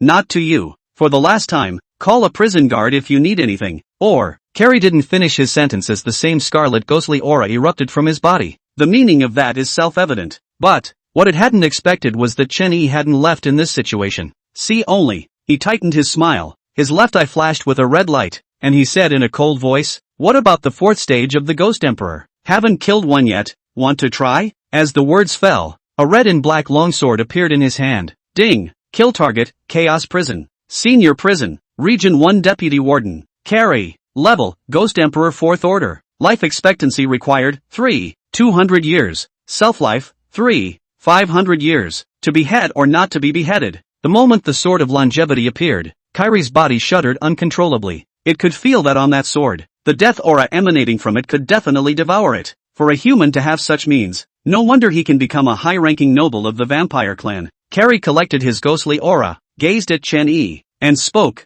I've had enough of that woman for a long time, so take her away if you want. After saying that, it gave way and waited for Chenyi to enter. TCH, I was just going to take her, but you suddenly had to mouth a line. You're making me very uncomfortable with your mouthy remark. At this point, Chenyi gripped the sword of lifespan tightly, the killing intent on his body almost condensing into substance. Yes, the words fell. A red light from the sword of lifespan slashed out, instantly locking onto Carey. Grass. Feeling the horrible aura of death, Carey scattered his legs and ran. At the same time, The heart regretted it to the core. Why do you have to be so? Stay. Suddenly, an icy voice rang in its ears, and two Ghost Emperor-level ghost spirits once again appeared on either side of it. The next moment, the ghost spirits struck out together, directly blocking Carrie's path. Pust! At the same time, the red sword light arrived and instantly passed through Kyrie's body. Wait, I'm not even dead? The red light disappeared and Carrie opened his eyes, only to find not a scratch on his body. It didn't even lose a hair. After inspecting it, it once again turned its gaze towards Chen-Yi. Humph, trash is trash. So what if you have a powerful ghost weapon? Remember, humans, always a mole, only worthy of living at the feet of the creepy. It cursed Chen-Yi frantically with its mouth, only to find a cold smile on its opponent's face. On both sides, the two Ghost Emperor-level ghost spirits were also out of action. Puff! Suddenly, Carrie's legs were weak and he went straight down on both knees with a loud noise. Immediately afterward, its legs dried up as far as the eye could see. In less than 2 or 3 seconds, the originally thick legs became like withered branches. However, that's not all. After his legs turned into withered branches in general, the skin on his body began to dry out and fall off. How's that for a life drain visible to the naked eye? That should seal that mouth of yours, right? Chen-Yi smiled and came in, coming over to Carrie's side. Just now, the Sword of Longevity was able to finish off Kyrie with a single blow. But, he controlled the power of the Sword of Lifespan, instead allowing it to prey on Kyrie's lifespan, causing him to gradually die of old age. Just because, in the last night, the head prison guard told him, the 50 human players that came in the first time, all the girls in them were sent to the high-level prison. At Carrie's command, all the guards and inmates began to party. Eventually, all the girls died horribly in this high-class prison. By the way, I've also heard that you're particularly fond of taking prisoners from the bottom prison grounds, cutting off their flesh with a knife and swallowing them raw. Hearing Chen-Yi's words, Carrie immediately wanted to open his mouth to retort. It just opened its mouth and all the teeth inside instantly fell out. Immediately afterward, the tongue rapidly air-dried and the lips fell off. The mission of the medium-level prisons is to sanction, but I think the more deserving sanction is actually the high-level prisons. After all, it's just so stinky here, and I couldn't talk about all that filth for 3 days and nights. Never mind, you won't be able to hear much more then. Bye. The words fell. Carrie's body was completely dried out, without a shred of life in it. Bang! Click! Next, the body planted itself and fell to the ground and turned to ash. In the meantime, there was a sound of footsteps upstairs, and the female creepy walked down. It's over here. You can go to the bearded man. Chen-Yi stood up and said with a smile. When these words came out, the female creepy suddenly looked stunned. Snap! She raised her hand and slapped herself violently, instantly crying out loud when she realized it hurt. Chapter 209 Cheryl, $10 billion buy one get one free. Chaos Prison, Advanced Prison, Region 1. On the stairs, the female creepy cried for a while and then got up and came down. She came before Chen-Yi and bowed solemnly. Thank you very much indeed. You are a good man. From now on, we as a couple will follow you with our lives. As the words fell, the female creepy once again bowed to Chen-Yi. She then looked at the ashes on the floor, a relieved smile on her face. 1 minute later, looking at the females bizarrely departing back, Chen-Yi smiled helplessly. I can't believe I was issued a good guy card in this situation. Just then, Thriller Game World's blood lettering surfaces. Dear player Ling Chen, congratulations on obtaining a special identity. Player name, Ling Chen. Special status, Chaos Prison. Senior Prison. Deputy Warden of Region 1. Hidden Quest. Final stage, become the Deputy Warden of the Advanced Prison. Completed. Dear player Ling Chen, congratulations on completing all phases of the replica's hidden mission. Mission rewards will be uniformly distributed after the replica ends. The hidden quests are finally all done. But the copy isn't over yet. With that, Chen-Yi scanned the room before turning to leave. In the meantime, Senior Prison, Region I, Region 2 boundary. Here, there is a small 5-story building. Outside the building there is a small garden with a variety of flowers. The breeze is blowing and the flowers are fragrant. The scent of the flowers today carries a hint of blood yet. In the garden, a woman lies on a chaise longue with a hat over her face. A high noble of the vampire clan, and a human at that. After all these years, the human race is still so delightfully, eerily surprising then. As the words fell, a figure walked over from the distance. Noticing that the sun was blocked, the woman removed the hat from her face. Aside, Chen-Yi couldn't help but freeze for a moment after seeing the woman's face. See only, the woman had long, delicate white hair with a hint of pink at the ends. She had a pretty face, a strong nose, and red, inviting lips. Most importantly, she wore a clean, form-fitting uniform, the first button on her chest popping open to reveal the depths of her pride. The overall figure was more dimpled by the uniform. Sharon, name, teenager, it's not a good thing to gawk. The woman smiled slightly, her voice pleasant. Hearing the woman's voice, Chen-Yi instantly returned to his senses. I'm sorry, I didn't realize the warden of Chaos Prison was so beautiful. But, ha ha ha ha ha ha. You know, it's been a long time since someone complimented me like that. The woman snorted and sat up from the recliner. Hello, my name is Sharon, the warden of Chaos Prison. Hello, my name is Lingchen. Recognized good guy. As the words fell, Chen-Yi directly sat on the ground, his gaze looking towards Shuelin. I killed a deputy warden of the bottom prison, the deputy warden of the first region of the middle prison, and the deputy warden of the first region of the high prison. This statement was made. The smile on Sharon's face tightened. A few moments passed. She nodded and opened her mouth to ask, well, I see, do I need to compliment you? But even if you needed to, I wouldn't compliment you. On the contrary, I even kind of want to kill you. Oh. Boom. The next moment, a scarlet-colored ghostly aura rose up from Shuelin's body. She got up expressionlessly and came to Chen-Yi, saying in a cold voice, human, have you thought about how you should die? Hearing Shuelin's words, Chen-Yi shook his head. Think about it, but I know you won't kill me, right? The First Lord of the Vampire Clan. Bang! As soon as his words fell, his entire body instantly flew backwards and landed heavily on the ground. How did you know about this? There aren't many people in the entire vampire clan who know about it. In the blink of an eye, Shuelin appeared in front of Chen-Yi once again, her face like frost and her voice cold and piercing. Ahem,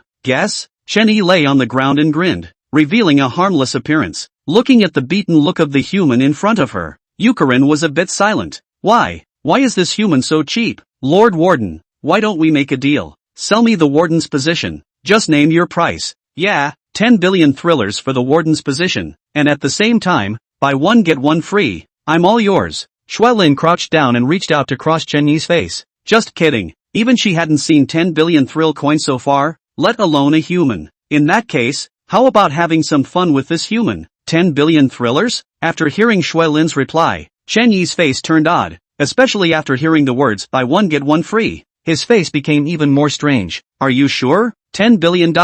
Buy one, get one free? He asked Sharon uncertainly. However, Sharon smiled and nodded. 10 billion, Chaos Prison and me, all yours. Well, humans, heartened? The heart is not moved. The entire world of thriller games, except for those few special existences, there is no one who can come up with a deal. Swipe. Before she could finish her sentence, she saw a dark, shocking bank card appear in front of her. However, this time, there was no beep of a successful swipe. How come there's no swipe success beep? Chen-Yi looked surprised. Clearly those female creeps used to be like this. With that in mind, he didn't notice Sharon's cannibalistic gaze next to him. Bang! Ah! Suddenly, a murderous scream resounded through the garden. 5 minutes later, Warden's villa. On the living room sofa, Chen-Yi had a lump growing on his head, very round. Aside, Sharon leaned back lazily on the couch, playing with the thrill bank card in her hand. Didn't anyone ever tell you that only creepy minions can swipe their cards? I am the first lord of the vampire clan and warden of the chaos prison. Why do you dare to swipe your card on me? When she thought of Chen-Yi's actions, Shuelin's face became flushed. Sure enough, there's nothing good about humans. Ahem. Surprise surprise, I hadn't really heard about those. Chen-Yi coughed lightly in embarrassment. If he had known, he could not have swiped Sharon's card to death. After all, this person's rank, but it's a solid Ghost Emperor 7th rank. However, there is one that is very mellow. So, what you said about buy one get one free, does that still count? A few moments passed. Chen-Yi's remaining light looked toward Shuelin and asked cautiously. Chapter 210, spend $10 billion. Become a prison warden. Chaos prison. Superior prison. Warden's villa. At this point, on the sofa, Chen-Yi and Shuelin looked at each other. Cough. I'm a 7th ranked first ranked Ghost Emperor. How can I go back on my word? A good half hour. Sharon coughed softly, taking the lead in interrupting the silence in the living room. The words fell out of her mouth and she got up and walked towards a cabinet not far away. 1 minute later, she approached with a thriller game world special swipe. Come on, swipe your card. I want to see if you have 10 billion thrillers. There's one that says one. Buy now. Shuelin still didn't believe that Chen-Yi would be able to come up with 10 billion thrill coins. After all, that was 10 billion thrift coins, not to mention having it. She had never even seen that much money at once. It's not unheard of for the entire thriller game world to be able to come up with 10 billion thriller coins of shenanigans at a time. But, there are only so many old things that have lived for untold years that can take it out. No problem. Chen-Yi smiled and took the card swiper. The system's mission is just to spend 500 million thrill coins. Now there's a guy who spends 10 billion thrift coins for an S-rank copy plus a Ghost Emperor 7th rank. Isn't that a good enough deal? Next, he placed his thrill bank card on the swipe machine and didn't swipe it. Instead, she looked up at Sharon. What if you back out after I swipe my card? You're a hallowed Ghost Emperor of the 7th rank. I can't beat you. Hearing Chen Yi's words, Shuelin subconsciously nodded. However, soon she shook her head again.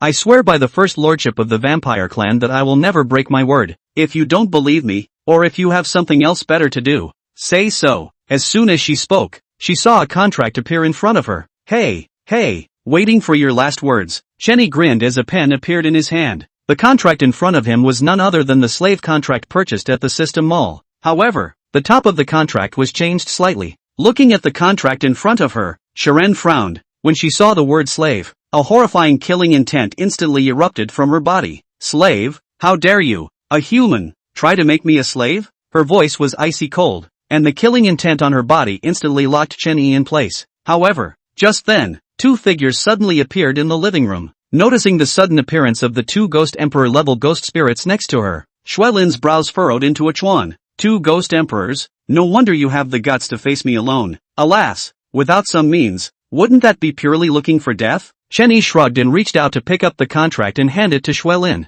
I know, the two of them certainly can't beat you, but what I'm trying to say is, don't look down on me. How do you know I won't call out 2 more Ghost Emperors? He grinned, revealing a harmless look. From the first moment he saw Sharon, he could feel it. The other guy had been watching out for him. Even, at certain times, Shuelin even exuded a strong killing intent. That killing intent, it really wanted to kill him. Contract signed. I swipe my card. There's 10 billion thrashers, chaos prison and you, all mine. If there are not 10 billion thrift coins, then the contract cannot take effect and I am at your disposal. Hearing Chen Yi's words, Shuelin hesitated for a moment, but still signed the contract. She's betting. Bet Chen Yi doesn't have 10 billion thrillers in his card. But, for some reason, deep down, she was wishing that the human in front of her had 10 billion thrift coins. Drops. The moment Shuelin signed, Chen Yi decisively swiped his card. Dear player Ling Chen, congratulations on successfully spending 10 billion thrill coins. Ding! System quest successfully spent 500 million thrill coins during the S-rank copy over Chaos Prison. Completed. Mission reward, 100 times cashback card plus 1. Lucky draw carousel designated prizes plus 1. Remarks, due to your over-completion of the mission, you are hereby additionally rewarded with a random thrill coin card plus 1. Card swiped successfully. System task completed. Aside, shock showed on Sharen's face, and the hand holding the contract squeezed a little tighter. Put away your killing intent. You're mine now. The corners of Chen Yi's mouth rose as he reached out and yanked the shocked Shuelin into his arms. Instantly, a touch of fragrance enters the nose and is evocative. At this point, Shuelin finally came back to her senses and immediately tried to kill Chen Yi. But, as soon as the thought appeared, she felt a splitting headache. In his hand, the slave contract flickered with a faint red light. TSK, TSK, TSK. At this point in time, you're still thinking of killing me. At a glance you didn't read the contract properly. Your kind of attitude. Out of society to suffer big losses. Chen Yi took the contract and said in a long and serious tone with an elder-like appearance. 10 minutes later. Dear player Ling Chen, congratulations on obtaining a special identity. Player name, Ling Chen. Special identity, S-Class copy, Warden of Chaos Prison. With the appearance of the blood letter prompt from the thriller game world, Chen Yi officially became the Warden of the Chaos Prison. Aside, Sharon sat on the couch, her eyes dull and expressionless. Why would a human have 10 billion thrift coins? Also, that contract on the other side, how could it hurt her? To know, she was a vampire clan, the First Lord, a Ghost Emperor 7th ranked existence. In the entire world of thriller games, that was also a noble among the high-class nobles. Ugh, looks like she's going to have to acclimatize herself to it. Chen Yi shook his head, understanding Shuelin's feelings very well. After all, the original high and mighty Ghost Emperor of the 7th rank suddenly became a human slave. The sense of falling short is indeed difficult to accept. But, again, it wasn't his fault. It was Sharon herself who offered 10 billion thrill coins, buy one get one free.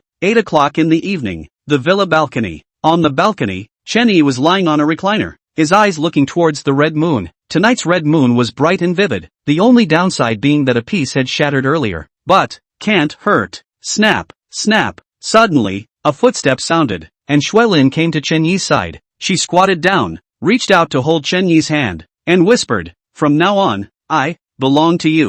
As the words fell out of her mouth, she smiled slightly, as if she had figured it out. Like I said, I'm a good person, so I'm not going to go making you do something you don't want to do. Just keep being yourself. Chen-yi chuckled. However, as soon as he spoke, Sharon stood up and sat in his arms. She blushed and whispered, I said, from now on, I'm yours. In every way, it's all just you. In our vampire clan, after identifying with someone, then we give our all to them. The 400,000 words. Hello. This is still the first time Xiao Evening wrote to 400,000. Thanks for the company of Posy. Xiao Evening will continue to cheer. Chapter 211, Shui Lin's hair. Invitation to the Lu Mansion. Early the next morning, a ray of sunlight shone into the room and fell on Chen Yi's face. He opened his eyes and looked at Sharon next to him. The 7th stage of Ghost Emperor is awesome. One person is more powerful than Xia Wanong and Yen Yen combined. Chen Yi moved to get up, but felt his legs trembling. At this point, next to her, Sharon slowly opened her eyes as well. After seeing Chen Yi, her face flushed red with flesh. Last night could be really crazy, but I have to say, it's pretty good.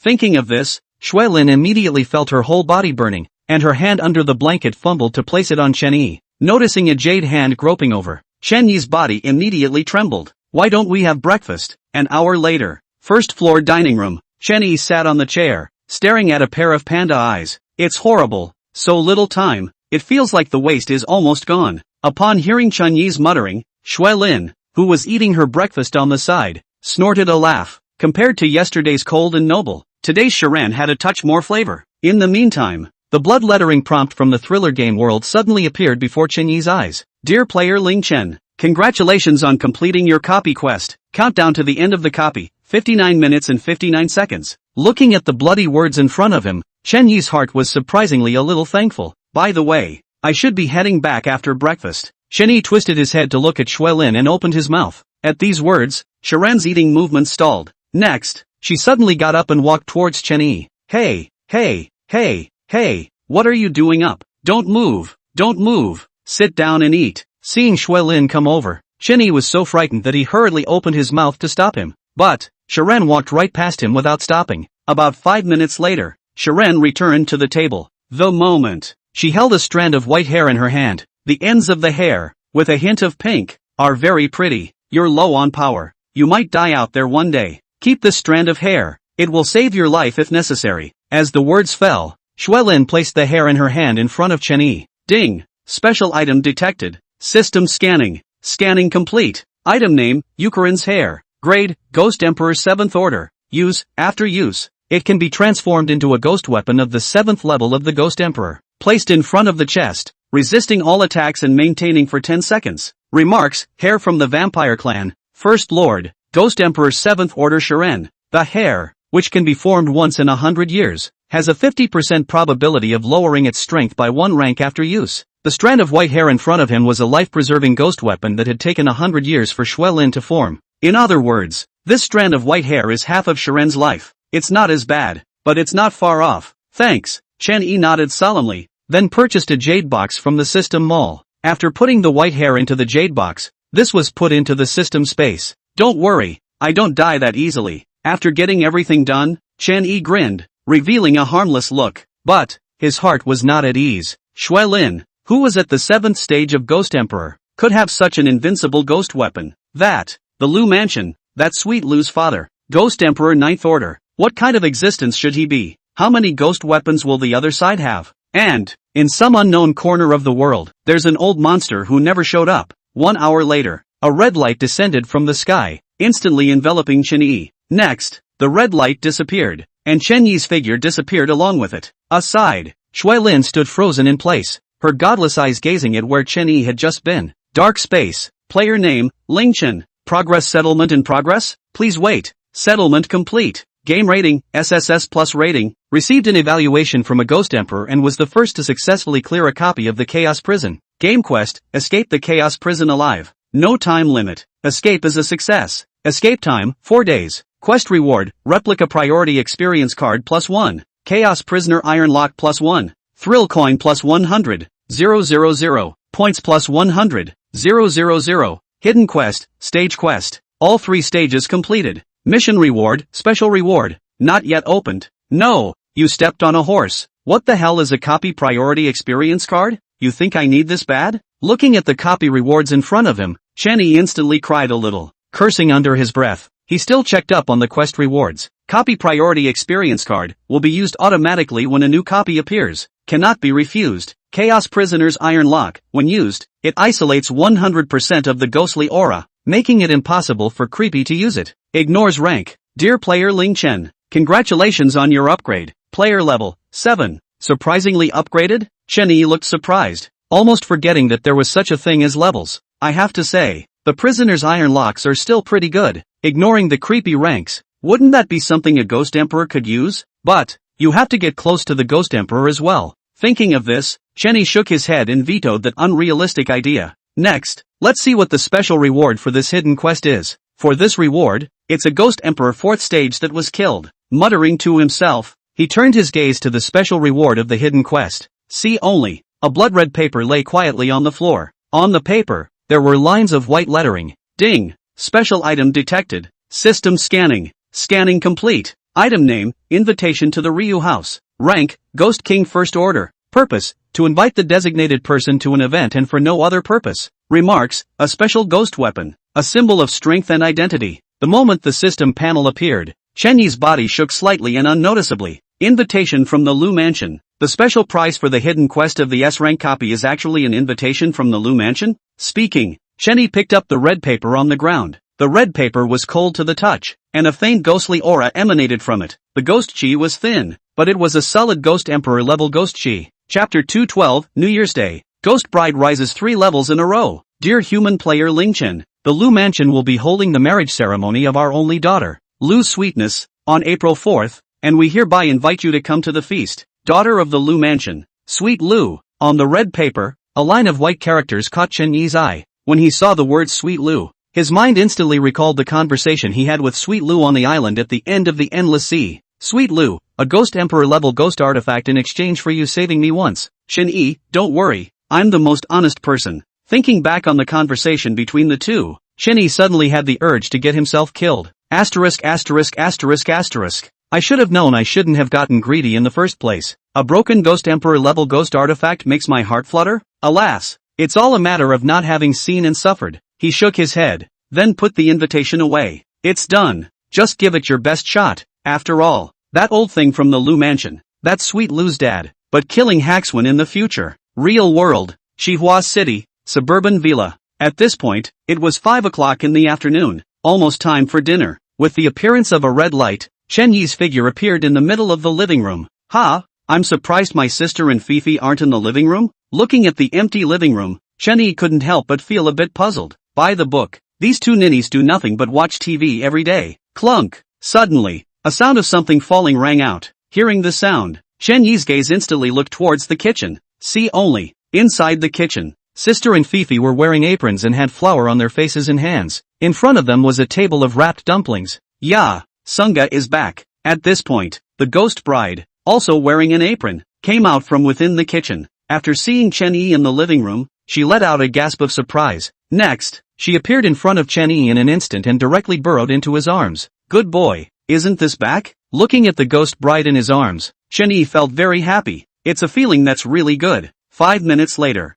kitchen. Chen Yi puts on an apron and joins in the dumpling kneading session. Say, today what day ah? Why still need dumplings lo? A good half hour. He just reacted to the fact that it's not New Year's Eve. So why are they making dumplings? To know, Chen Shi, this girl, her least favorite thing is to make dumplings. It's not that you don't like the food, you're just simply too lazy to make it. Sure, before he entered the world of thriller games, his family couldn't eat more than a few dumplings. The words fell. The 3 women looked up at Chen Yi at the same time, surprise on their faces. Why are you looking at me like that? I know I'm handsome. Chen Yi smiled in a stinky manner, instantly causing the 3 women to stare blankly. Humph, you know how to fool around all day. You can even forget about New Year's Day. At this point, Chen Shi snorted coldly, dissatisfaction written all over her face as she looked at Chen Yi with a hint of dislike. Hearing his sister's words, Chen Yi once again froze. New Year's Day? Yeah, there's still New Year's Day as a holiday. He hadn't spent New Year's Day with his sister in I don't know how long. Wait, what do you mean? All you do is fool around? Well, he does seem to be hanging out with ghosts every day. No, there's 2 creeps standing at the edge. 50 minutes later,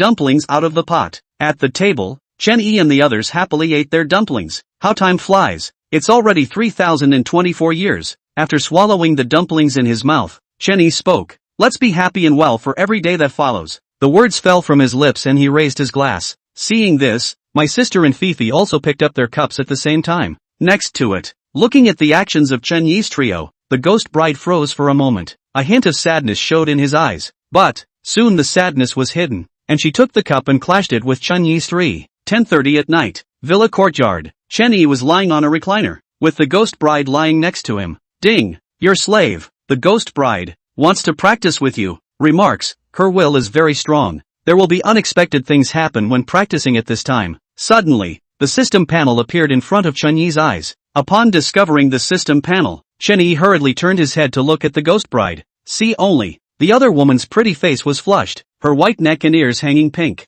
Her eyes were imploring, as if she was expressing something. Next, he swallowed hard and got up, carrying his ghost bride toward the bedroom. The ghostly bride who was held in her arms whispered, Sagittarius. However, as soon as her words fell, they were directly rejected by Chen-Yi decisively. Don't, better go back to the bedroom. There are 2 other people in this villa. 2 hours later. Ding! Congratulations to the host for fulfilling the will of the ghost bride. Her level has increased. Name, Ghost Bride. Level, Ghost King 9th Order. Skill, Underworld Marriage. Husband and wife together. Promotion path, intercourse with the beloved. After the first time, the effect will diminish. Source, Thriller Gaming World. I'm going, directly rising 3 levels in a row. Ghost King 9th rank now? When the system panel appeared, Chen-Yi let out a gasp of surprise. Luckily, the ghost bride next to him was so exhausted that she had already fallen asleep. Boy, the first time I went up 4 levels in a row. This time I actually went up 3 levels in a row. Amazing. So amazing. But, this time the system also suggests that it is the very strong will of the ghost bride that has this effect. Soon, he calmed down and dismissed the idea of letting the ghost bride directly break through to the ghost emperor. Never mind.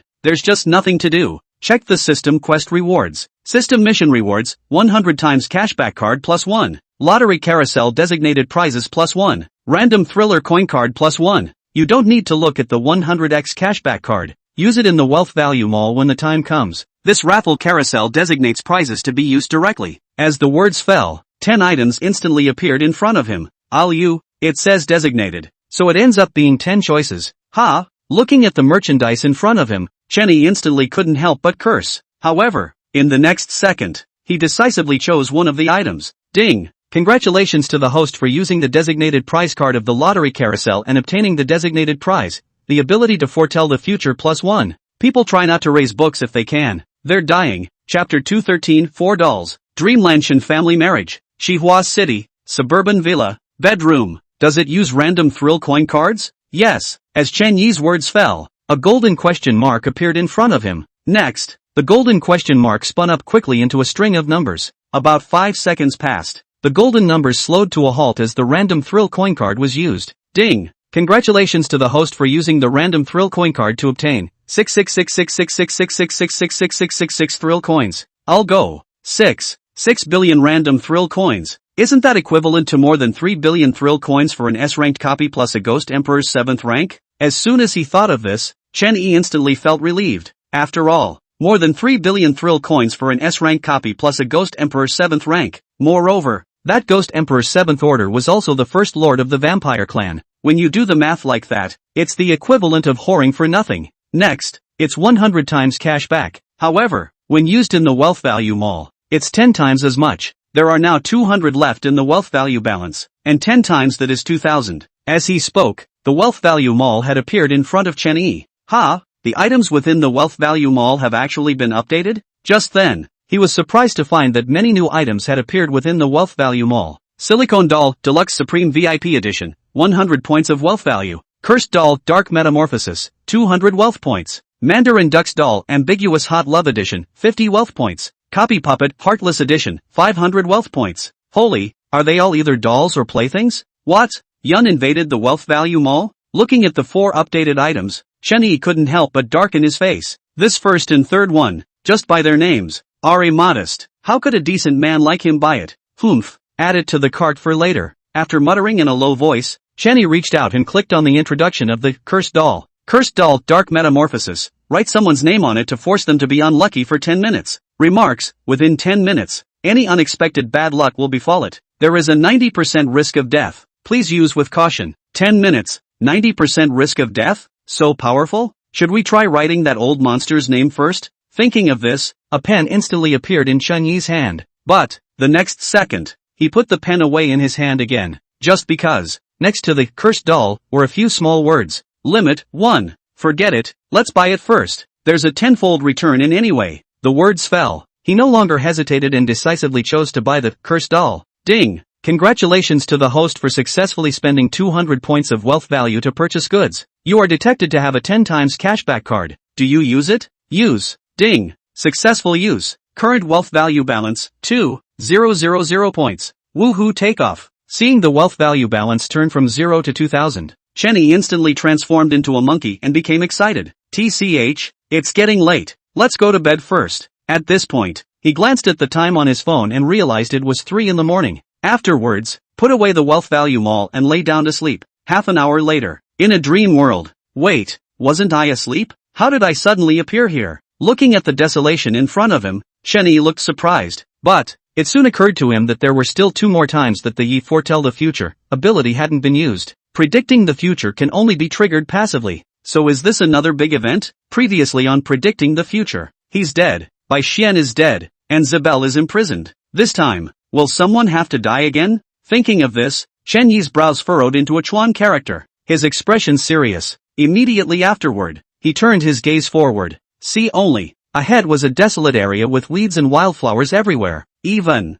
there was one place that reeked of an indescribable stench. Crackle! Suddenly, a firecracker sounded from a distance. Upon hearing the voice, Chen Yi's figure instantly disappeared. In the meantime, Carniu village. Come, this Shin family's girl is getting married. Ha, so soon? Isn't the Shin girl only 16? Ugh, in our area, it's good enough to have enough to eat. So who's going to raise a tired 16-year-old? It's also true that I just don't have any daughters, or I would have been married off at 10. Oh, to put it nicely it's a marriage. To put it badly it's a sale. On a dirt road, a few men smoked dry cigarettes and talked and laughed as they walked off into the distance. They left with one foot. A figure appeared in their original position on the back foot. The Shin family's daughter is getting married? I don't know anyone with the surname Shin either. Thinking back on what the few men had just said, Chen Yi couldn't help but be a bit confused. Surname Shin, still female, and still 16 years old, let alone recognizing it. He had never even heard of it. Most importantly, inside this village, there's not a trace of Yin Shi. There's no Yin, which means there's no spookiness. This shows that this is really just an ordinary village inhabited by ordinary humans. Chain Yo Village, Shen family. Inside the courtyard of the Shen family, the lights were decorated and conspicuous red paper was hung.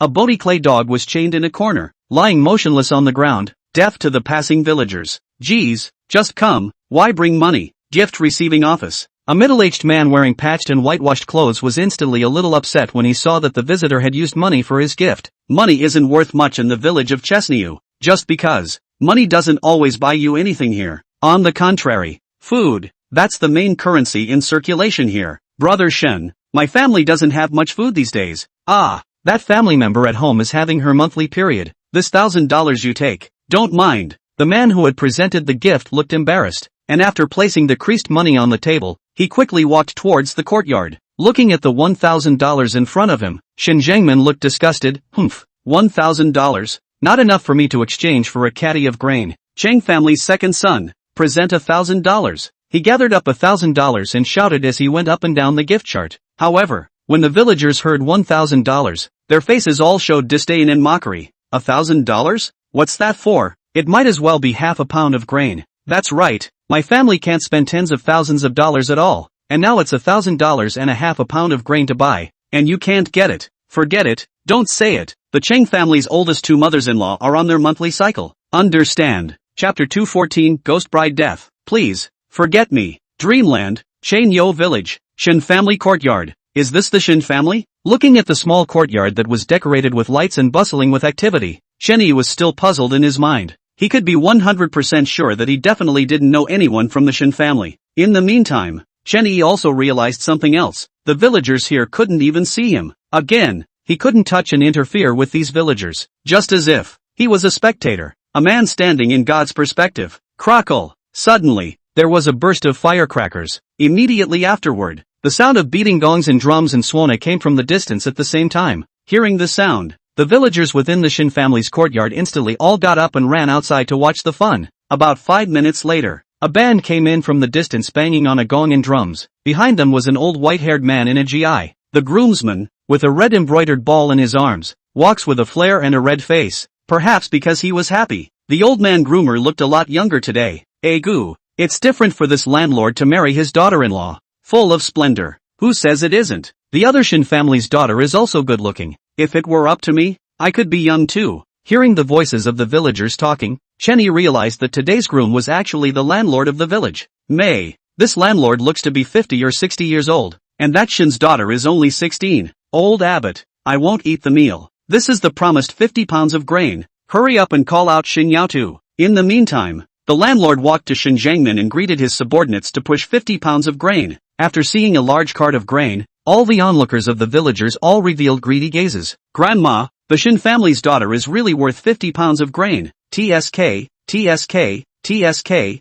this would give me 50 pounds of grain to sleep with the landlord, and I'd do it. Agreed, and I do. Next to them, a woman heard a few big old men say this, and dislike was written all over her face. Okay, no problem, let's go. Upon seeing the grain, Shin Jiangmin immediately and excitedly greeted the landlord into the yard. The group then headed straight for the largest house. There it is, the ninny is in there, don't worry, it's all ready for you, absolutely beautiful and presentable. Shin Jiangmin grinned and reached out to lift the curtain. However, when he turned his head to look, he froze in place. Yikes, someone's dead, the Shin family's daughter has hanged herself. Suddenly, I don't know who screamed, and all the surrounding villagers were dumbfounded and came forward to confirm. But, eventually, what they saw was that inside the house, a figure with a red head and a wedding dress was suspended from a beam by a red cloth. Puff! Seeing this scene, the landowner was instantly shocked and dropped to the ground. Shin Jiangmin remained frozen in place, his face filled with shock and disappointment. That disappointment, as if to say, why do you want to die? How can I get 50 pounds of grain if you die? For a moment, the Shin family courtyard became empty. Inside the house, however, stood a seeming figure. This dowry, why is it so familiar? It really does look like the ghost bride's wedding dress. Looking at the figure hanging from the beams of the room, Chenny said to himself. Suddenly, a gust of wind blew in from outside, shaking the figure hanging from the beam. Next, that brand new red cover, blown down by the wind. The moment the red cover fell off, Chunyi's body instantly erupted with a monstrous ghostly aura. Just because, the face hanging from the beam of the room was a ghost bride that he was very familiar with. It was also at this moment that he finally realized that the ghost bride's original surname was Shun. No wonder. Finally realized why she never said her name. Looking at the tender ghost bride in front of him, Chenny smiled miserably. That smile, full of heartache and anger. He then stepped forward and carefully lowered the body of the ghost bride into his arms. I'm sorry, I didn't realize I knew about your past in this way. Chenny reached out to caress the cold face of the young girl in his arms and said softly, click. However, just then, a crisp cracking sound rang out. Immediately afterward, the shattering sounds grew louder and louder. Boom! The next moment, the young girl in Chen Yi's arms exploded, leaving only a cloud of ghostly chi. No, don't.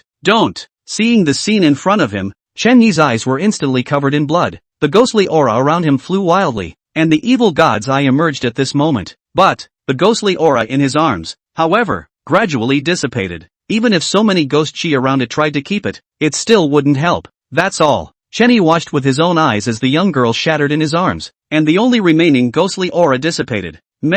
Just then, a tear appeared out of nowhere and landed on Chun Yi's face. Next, a white, familiar palm appeared and gently caressed his face. Don't be sad, if you meet happily, you must part happily. Promise me you won't be sad. If you can, please, forget me. The words fell. That familiar palm transformed into a ball of ghostly chi that merged into the ghostly chi on Chun Yi's body. And that location of integration just happened to be where Chen Yi's heart was. Forget you? Chen Yi murmured, a line of tears flowing from the corner of his eyes. Ding! This dream has ended. Please pay attention to the host's emotions. Countdown to return, 59 seconds. Suddenly, the system panel appeared in front of Chen Yi's eyes, pulling his thoughts back. Dreamland? Yeah, it's still a dream world, and the ghost bride isn't dead yet. Thinking of this, Chen Yi instantly rose to his feet while collecting the ghostly aura around him. Immediately after that, he took out his cell phone from the system space and checked the time. The cell phone screen showed 3024. January 3rd. January 3rd? Isn't that tomorrow in the real world? What has happened in the last day or so? He could perceive that at the last moment, the ghost bride, no, I should say the young girl, became a ghost bride. That said, something definitely happened in the last day or so. Humph, it's just that I can't move against you guys. Otherwise I have to let you guys taste the taste of despair. Looking at the landlord in Xinjiangmen who had fainted on the ground, Chen Yi let out a cold snort. In the next second, his figure disappeared. Real world, Xihua City, suburban villa. Who? Inside the bedroom, Chen Yi snapped his eyes open, his eyes covered in blood. On his face, there was still a clearly visible trail of tears. He then hastily turned his head to the side. It was a relief to see that the ghost bride was sleeping. Chapter 215, Shining, Nightmare of the Ghost Bride. Early the next morning, LOL, a rooster's crow sounded on the roof of the villa. The eaves, Chicken, in his backpacking pants, raised his head and let out a caw. Bang! Suddenly, a rock shot from a distance and hit Chicken's chicken head with precision.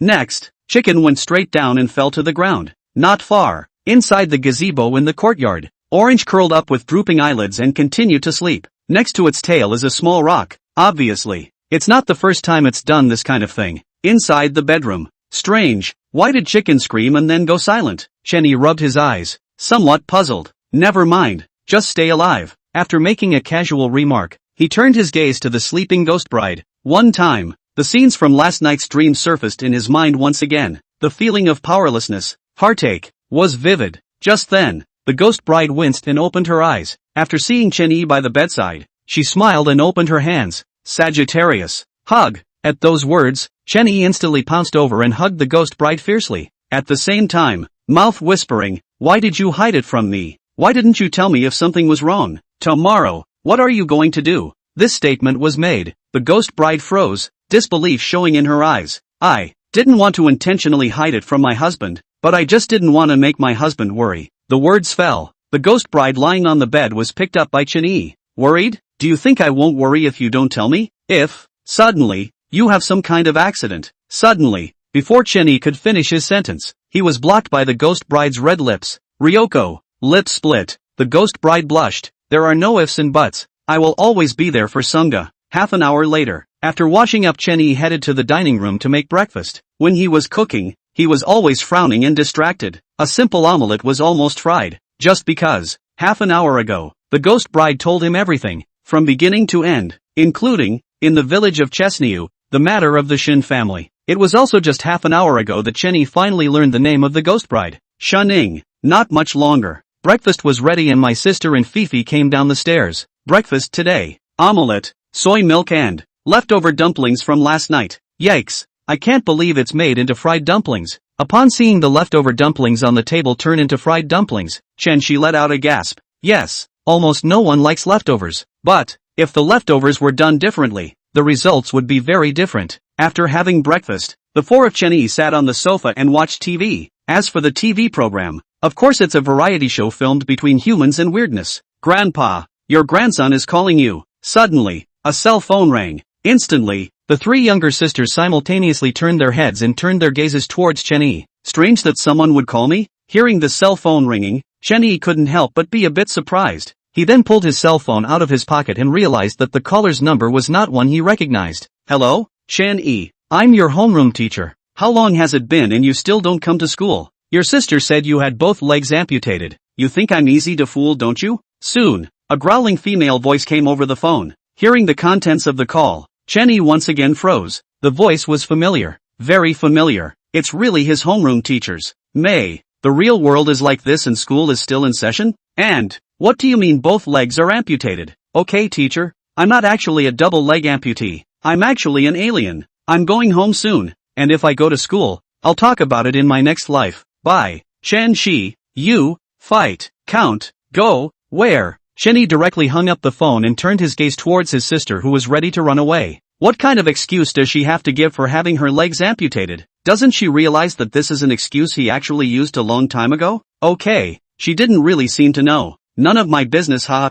I'm doing you a favor. Being shouted at by Chen Yi. Chen Shi immediately crossed her arms and righteously said. Next, she turned again and ran straight toward the stairs. Ugh, this ninny, forget it, school is out of the question anyway, I had enough of it in my last life. Chen Yi shook his head. deciding that there was no way he could go to school after beating himself to death. It's 12 in the morning, isn't it? Suddenly, he twisted his head and turned his gaze to Xining, coldly asking, "Yes, Sagittarius. I would never lie to Sagittarius." Without her sister as a light bulb, Xining naturally burrowed into Chen Yi's arms. As for Fei Fei on the side, when Xining moved, she understood and left. 11:50 at night, Villa Courtyard. On the recliner, Chen Yi and Xining held hands and looked at each other. "Don't worry, I'll be by your side no matter what." "Well, I believe in the Sagittarius." Xining nodded her head, her brows containing spring as she looked at Chen Yi with a gaze full of fondness. Soon, 10 minutes passed in the blink of an eye. 12 o'clock in the morning, right on time. In the year 3024, on January 3rd, with me, that won't happen again. The words fell. A red light locked Xining in place. The next moment, the red light disappeared along with Xinying's figure.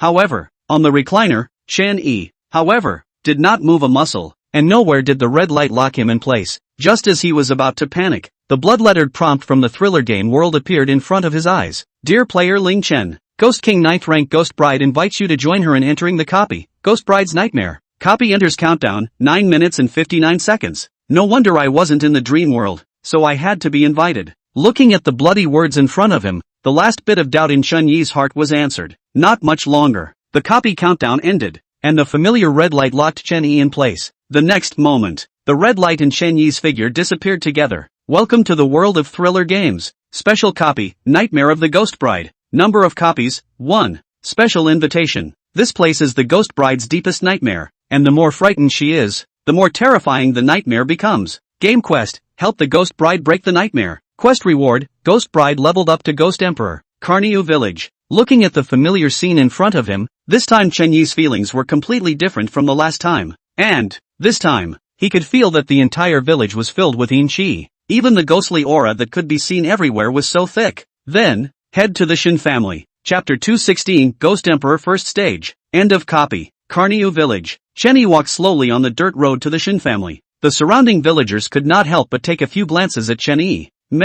Strangely enough, none of the villagers had come up to ask Chen Yi where this stranger had come from. A bunch of creeps pretending to be pretty good. Looking at the villagers not far away, Chen Yi shook his head and smiled. These seemingly simple and honest villagers can be real creepy. At this point, they all emitted a faint black ghostly aura. At the same time, greed showed in the villagers' eyes as they looked at Chen Yi. But in just a second, they put their greed away and walked quickly towards the Shin family's courtyard. 10 minutes or so later, Chen Yi followed the villagers and arrived at the Shin family courtyard. Unsurprisingly, that Shin family's second oldest should be coming to present his gift, right? The words just fell. A familiar figure came into Chen Yi's eyes. That man was the same Seng family's second son, who had uplifted $1,000 in the middle of the dream. Strange, this Chang clan's penis didn't have any reaction after seeing me? Noticing the bland and uninteresting gaze of the second elder member of the Chang family, Chen Yi could not help but be a little surprised. This situation, it's one in a million amongst the weirdness. Even within 10,000 weirdnesses, you can't pick one. Crackle. Suddenly, a firecracker came from a short distance away. Immediately afterward, the sound of swana and the sound of gongs and drums sounded together. According to the dream, Xining should be ready to hang herself by now, right? Chen Yi said to himself. In the meantime, Xin Zhangmin, who was receiving gifts, hurriedly got up to greet him after hearing the sound of gongs and drums. Seeing all the villagers go forward to watch the fun, Chen Yi walked towards the house in the courtyard alone. However, as soon as he approached the house, he felt hundreds of killing intent locking him behind him. Thought you guys would go through the process normally. Chen Yi sighed as his left eye flashed with a red light. Immediately after, he raised his right hand and snapped his fingers lightly. In the next second, a figure appeared next to him. Go ahead and cut them all down. Hearing Chen Yi's words, the princess-skirted strong man nodded. Swinging the huge axe in his hand, he charged towards the creepy villagers. Xining, I'm coming. Chen Yi took a deep breath, pushed open the door of the room and walked in. As soon as I went in, I found that Xining had already tied a red cloth and was ready to hang herself. Yeah, who are you? Xining, who was about to hang herself, screamed in terror after realizing that there was suddenly an extra person inside the house. Then, one didn't stand still and fell off the stool. Instead of feeling pain, she smelled a familiar scent. She slowly opened her eyes and realized that she was being held in Chen Yi's arms. Alright, it's time to wake up. Let's all overwrite this sad place. Together, with a smile on his face, Chen Yi lowered his head and kissed Xining on the mouth. With this kiss, Xining was instantly dumbfounded. Ryoko, lips split. Love flowed from Xin Ying's eyes, and a scarlet ghostly aura emanated from her body. Looking at Chun-Yi, who was close at hand, her red lips lightly opened and she softly said, "Thank you, my male enhancement." Outside the Xin family courtyard, the princess-skirted burly man's hand rose and fell with his axe, instantly cleaving a creepy in half. In this less than 10 minutes, close to half of the creepy villagers of Changyo village had already died. "Can you make it stop? I want to take care of it myself." Stepping out of the house, the ghost bride opened her mouth to ask words. Chen-Yi smiled and nodded. "Strong man, come back." Hearing Chen-Yi's voice, the princess-skirted strong man stopped killing and returned to Chen-Yi's side. At this point, the eerie villagers of Changyo village looked at the princess-skirted strong man with eyes full of horror. But, when they saw Xining, malice and resentment flowed out of their eyes again. "Xining, you insidious dog, how dare you unite with outsiders to brutally murder the townsfolk?" Suddenly, an angry voice rang out, and Xin Zhengmin walked out from the villagers. It jacked up its grapefruit and reached out to point at Xining to curse. With Xin Zhengmin's start, the rest of the villagers similarly broke into a rage. "Sure enough, there's nothing left of this place." Looking at an ugly face not far away, Xining smiled miserably. Next, her body instantly erupted with a scarlet ghostly aura. "Ding! Congratulations to the host. Your slave ghost bride has been successfully promoted to Ghost Emperor first rank." Boom! In the blink of an eye, the scarlet ghost chi engulfed the remaining villagers of Changyo village. "Ah, help! I don't want to die yet. Xining, you son of a...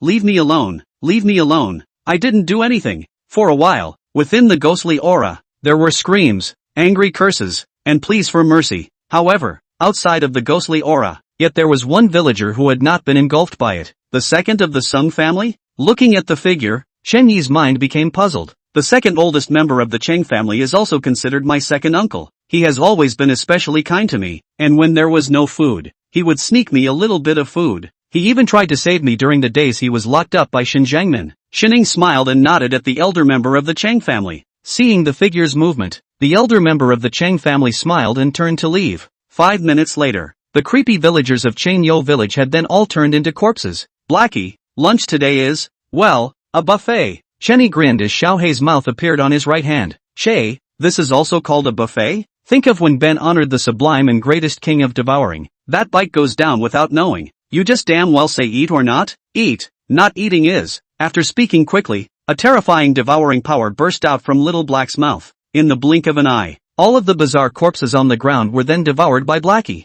"Ding! Congratulations to the host. Your pet Blackie has leveled up. Name, Devouring Ghost. Lifespan Ghost. Level, Ghost King 3rd Order. Ooh yo, Blackie's level has unexpectedly risen as well. That's really a double whammy." Hearing the system's beep, Chen-Yi grinned, very happy. "Dear player Ling Chen, congratulations on completing this copy. Countdown to the end of the copy, 59 seconds. As the blood word prompt from the thriller game world appeared, Chen-Yi reached out and held Xin Ying's hand. "Come on, let's welcome a new beginning." "Okay, Sunga." The words fell. 2 red lights locked the duo in place at the same time. Next, the red light disappeared, and Chen-Yi and Xin Ying's figures vanished into thin air together. Woohoo Lake, the first Ghost Emperor under Chen-Yi, asking for a wave of freebies and soon to be 5 for 3 days in a row. Chapter 217 Moderation. Xihua City's first level 9 player. Real world. Xihua City, an old neighborhood. At this time, it was 2 in the morning, when most people were asleep.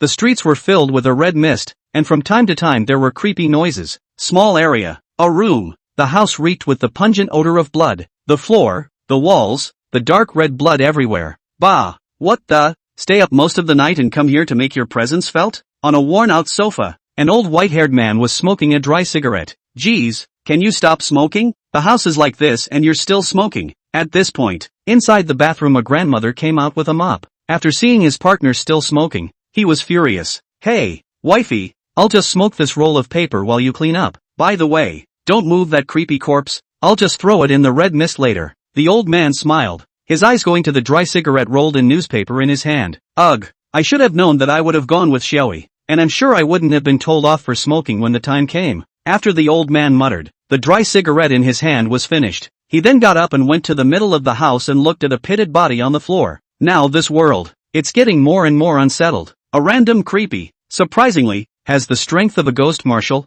Looking at this, there must be quite a few ghost kings in the real world as well. Speaking, the old man grabbed the creepy corpse as he walked over to the window. Next, he threw the creepy corpse in his hand straight through the window. It's the middle of the night, and surely there won't be any accidents from heights. Whatever hit it, it couldn't have been a human being. Click, click, click. The bizarre corpse had just fallen into the red mist, and a scuffling sound immediately resounded from within. Still looking. Hurry over and clean up. Sleep or not sleep still? Suddenly, the grandmother's urging voice rang out. Upon hearing the sound, the old man closed the window as soon as he could. Coming, wifey, go rest and let me do it. In the meantime, Manhwa City, suburban villa. So thirsty, so thirsty, so thirsty. Fifi narrowed her eyes and walked slowly down the stairs with her hands on the handrail. As she passed by Chinyi's bedroom door, her footsteps suddenly stopped. Grandma, how did you promote a ghost emperor and grow so much in strength? Early the next morning, Shenxi and Fei Fei washed up and came to the kitchen, only to find the dining table empty. Inside the kitchen, Shening was preparing breakfast.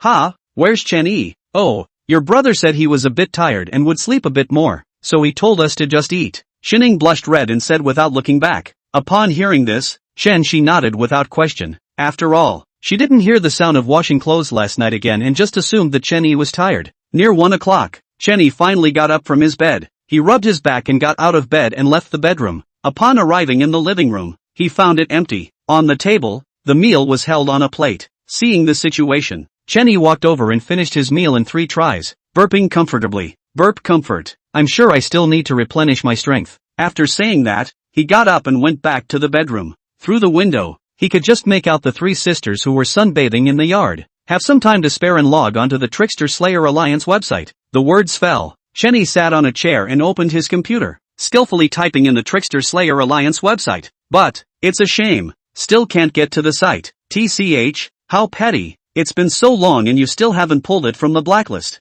He shook his head and removed another computer from within the drawer. Immediately after that, turn on your computer and type in the Trickster Slayer Alliance website. This time, it managed to get into the middle of the Trickster Slayer Alliance website. Only, you need to log into your account and verify your real name. Seeing this, Chen Yi decisively entered his sister's identity information. Welcome to the Trickstericide Coalition website. After seeing the prompts on the computer, the corner of Chen Yi's mouth rose slightly. Shay, small sample, the most primitive way is the best way to solve the problem. Blackmail me? Then why don't I just change my number? However, he hadn't laughed for just a moment before the smile on his face gradually solidified. Just because. On the computer screen, a line popped up again. Sorry, this site is not open to minors. Please come back when you are of age. Seeing this scene, Chen Yi instantly felt his breath catch. It's not. Nima. This thriller game world descends into a bizarre post-apocalyptic world. What's with the underage system thing? Oh, you think that's going to stop me? Chen Yi sneered and immediately opened the browser. Not much longer. An identity message appeared in his eyes. Okay, it's decided that it's you. In the next second, he directly copied and pasted the identity information he found and entered it into the Trickster Slayer Alliance website. This time, finally managed to land. Let me see what's been going on lately. After muttering, Chen Yi browsed through the Trickster Slayer Alliance website. Soon, a thread came into view. Shocked, Dragon Kingdom has added another level 9 player, and he's from Manhwa City. Terror, the S-rank copy of Chaos Prison, with no survivors, was passed by a player. What is the rank of the player whose copies are all SSS ranked at this time? The 3 posts with the highest heat levels. Surprisingly 2 of them were related to Chen Yi. A level 9 player? Or from Manhwa City? Seeing the first post, Chen Yi couldn't help but be a little surprised. To know, after the thriller game world descends, especially after the fog appears, the population of Seward then rapidly and dramatically shrinks. The current Manhwa City did not rank in the top 20 in terms of total population in the Dragon Kingdom. So, before this, not a single level 9 player had come from the Dragon Kingdom. Just then, Chen Yi suddenly felt a red light flood before his eyes. After noticing that something was wrong, he hurriedly closed his eyes and prayed in his heart. Never a thriller game. Never. However, when he opened his eyes and saw the blood lettering alert from the thriller game world, his face crumpled. Chapter 218 Red Moon Hotel. Dear player Ling Chen, welcome to the thriller game world. Grade A replica, Red Moon Hotel. Number of copies, 20. Red Moon Hotel. One of the largest and most luxurious hotels in the world of thriller games. Game mission, survive for 5 days. And at the end of the copy, the position needs to be a department manager or above. Mission rewards, settled according to the last position level. Early morning, the large street was empty, and all that was there were empty bottles and jars. On the right side of the street, there was an 18-story luxury hotel. A huge plaque hangs at the center floor of the hotel. Red Moon Hotel. Red Moon Hotel? Isn't this the oldest qualified A-ranked copy since the thriller game world descended? Streets. Shenny looked at the Red Moon Hotel in front of him with some doubts in his heart. As far as he could remember, this Red Moon Hotel guide had been written up a long time ago. The level of detail in that guide is such that any random newbie reading it could get through it. It doesn't make sense that the thriller game world would let me come through such an ordinary copy. Just as he spoke, the rest of the players had appeared one after another. Surprisingly, it's really an A-ranked copy of the Red Moon Hotel, so it's a sure thing this time. That's right. I might as well reopen it if I can't even pass the Red Moon Hotel copy. I've long since memorized this Red Moon Hotel copy strategy, just waiting for today. Yeah, the rundown says the lobby manager is a money-grubbing old man who can all survive a bribe. This time, the 19 players other than Chen Yi were all level 3 and 4. So, in this situation, Chen Yi, a level 7 player, had instead become a great god. However, the rest of the players did not come forward to greet Chen Yi when they saw him frowning and looking like he was not to be messed with. Click, click, click, click. Suddenly, a crisp sound rang out, and the Red Moon Hotel in front of them lit up with a dazzling light. Immediately after, the hotel door opened from the inside, and the two doormen stood quietly on either side of the door after glancing at Chen Yi and the others. Not much longer, a handsome young man in a black suit and leather shoes walked out of the hotel. It first scanned around Chen Yi and the others before walking over to a female player. Beautiful lady, I am Peggy, the lobby manager of the Red Moon Hotel. May I invite you to breakfast? Peggy bent down slightly and smiled, extending her hand to the female player. Seeing Peggy's move,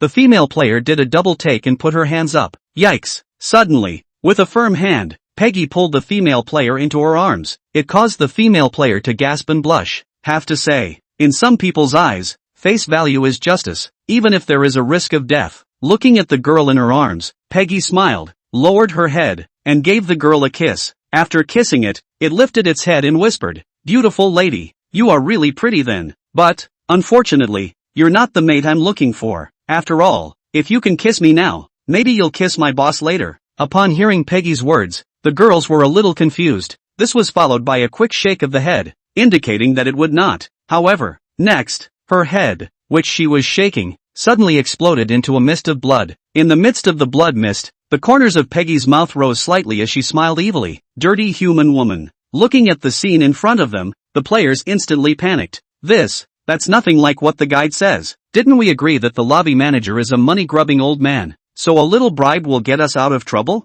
Now the lobby manager turned into a youth first. How come a player died right off the bat? Just then, Peggy stuck out her tongue and licked the blood around her lips. It then coughed softly and exclaimed, "Introducing myself again, I am Peggy, the new lobby manager of the Red Moon Hotel. I'm here to welcome you all on behalf of the Red Moon Hotel. Next I will announce your jobs. Pay attention. Lonely lovers' wives, hall cleaning, Shizuko Grief Pond, hall cleaning, Chinese chef warlord, first floor room service, Ling Chen, the hotel porter." In no time at all, Peggy had all the players organized. Eventually, the remaining 19 players, all of whom work below the 4th floor of the hotel, none of whom work on the 5th floor.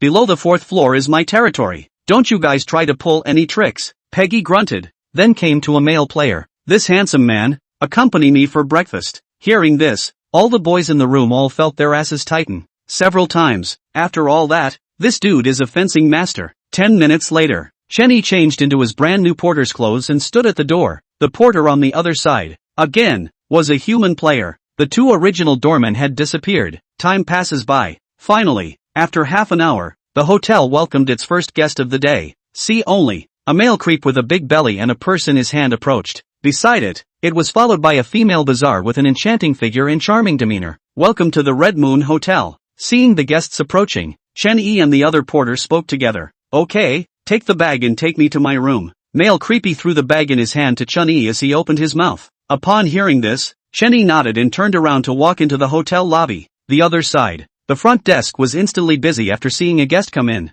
"Hello, what kind of room would you like? We have a lower level room here for 1,688 thrift coins, 5,688 thrift dollars for a mid-level room, a superior room for 13,888 thrift dollars and a supreme suite for 88,888 thrift dollars. The receptionist smiled and introduced herself to the guest. "Need you to tell me, I'm a regular at your place." Male creepy snorted coldly, took the purse from Chen Yi, and pulled out a handful of thrill coins and slapped them on the counter. "One superior room for 13,888 thrill coins to come." This statement was made. The female creep next to the guest instantly smiled and rubbed her body against the male creep's. Screw it fast. I'm waiting to get laid. Honored guest, here is your premium room card. Please keep it. After grabbing his room card, the male creep couldn't wait to pull the female creep towards the elevator. After seeing the guests leave, Chenny turned his gaze to the front desk. What are you looking at? Get lost. A trashy human who deserves to be here to see me? The creepy little sister at the front desk cringed in disgust when she realized Chenny was looking at her. Chapter 219, Supreme Suite. Unprecedented Hidden Mission. Red Moon Hotel. Front desk. I'd like to ask if the hotel has a rule that allows hotel employees to stay away from work as long as they purchase a premium room. Chenny wore a smile on his face as he pulled out a brand new thriller coin with a face value of 1,000 from his pocket and placed it on the counter.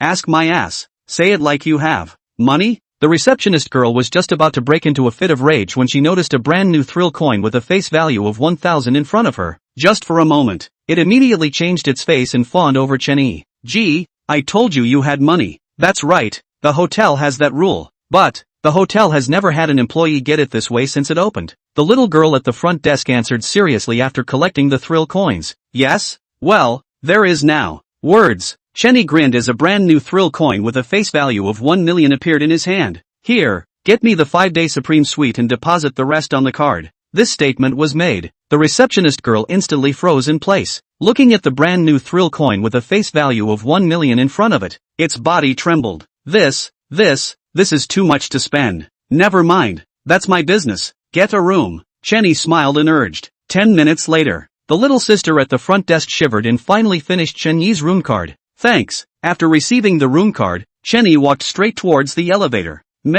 Just then, a figure stood in his way. See only, Peggy had her hands behind her back, her face cold, her body radiating killing intent and a blood-red ghostly aura. Where are you? The porter. Going to go during office hours? Where to? Back to bed. Of course. Hearing Peggy's words, Chenny grinned, revealing a harmless look. Seeing Chenny's expression, Peggy was instantly furious. Next, a blood-red ghostly aura erupted from its body. It violently raised its hand and slapped it towards Chenny. However, just when its hand was about to slap Chenny, it suddenly stopped. Yo, stopped I thought the Red Moon Hotel's lobby manager was going to hit the Supreme customer. At this point, the smile on Chenny's face became even wider as he held the Supreme Suite room card. How did you get a room card for the Supreme Suite? Peggy asked, gritting her teeth in anger. Oh, I'm sorry, of course there's money. Ugh, you certainly don't make a lot of money as a lobby manager. I'll tell you what, you can have this as a tip.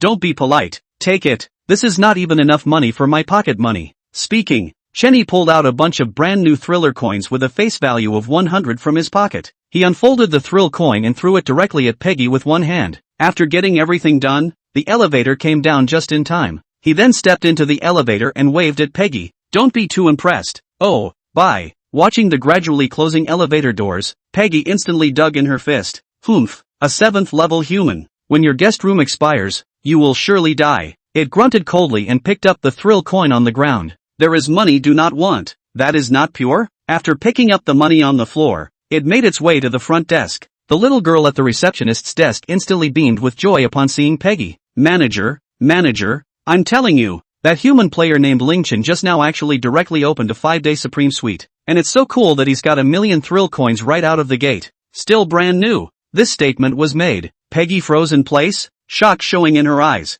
That human. I can't believe I got the Supreme Suite for 5 days in one sitting. And, a brand new 1 million thrillers right out of the gate. How can we kill him like this? At the thought, Peggy threw the thrill coin in her hand to the ground in anger. But, after taking a few deep breaths, it crouched down again and picked up the money from the floor. Money is innocent, and you can't live with money when you're being creepy. Aside, the receptionist looked at Peggy's move and hesitated for a moment. Shall we, make an appointment for this lobby manager at the mental hospital? In the meantime, Red Moon Hotel, 18th floor, Supreme Suite 01, side quest, become a VIP at the Red Moon Hotel. Completed. I have to say, this side quest is the equivalent of a disguised reminder to me that players are able to check into hotels as well. Looking at the bloody words in front of him, Chenny muttered to himself. This copy of the Red Moon Hotel has indeed been the only A-rank copy that has been badly rated. You can't stay in your room all the time for 5 days, can you? He lay on the soft bed, a little drained and bored. After experiencing an S-rank copy,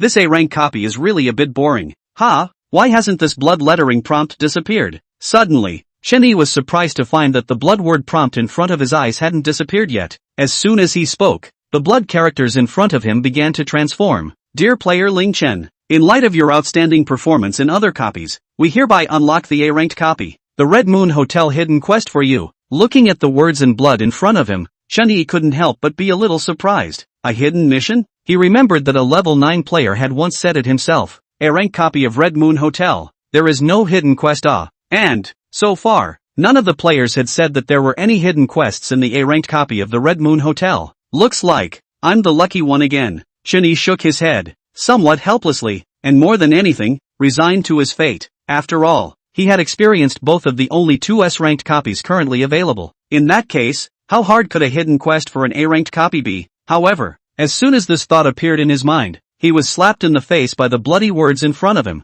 Grade A copy, Red Moon Hotel. Hidden mission, buy the hotel and transform it into a grade S copy. Mission reward? Quests are difficult and can be refused without penalty. After accepting the mission, you can check the necessary conditions for S-rank copies. Not, Naya. This can be called a hidden mission? Who's a nice guy with nothing better to do than let players upgrade their copies? Well, this blood writing is not human. Looking at the hidden mission in front of him, Shenyi hesitated for a moment. Accept the mission? However, I don't even know the necessary conditions for upgrading my copy. In case you can't complete the mission after accepting it, then maybe you can reopen it. Yeah. The kicker is that the quest reward column is still all question marks. Refusing an assignment? If the quest reward was given to a Ghost Emperor, wouldn't he be at a bloody disadvantage? Giving it directly to the Ghost Emperor is definitely impossible. But, promoting a hidden quest like an S-ranked copy, the rewards definitely won't be bad. So, I choose to accept the mission. Chapter 220, Taking on a Mission. Barrett, grade A copy, Red Moon Hotel. Hidden quest, buy the hotel and transform it into a grade S copy. Taken.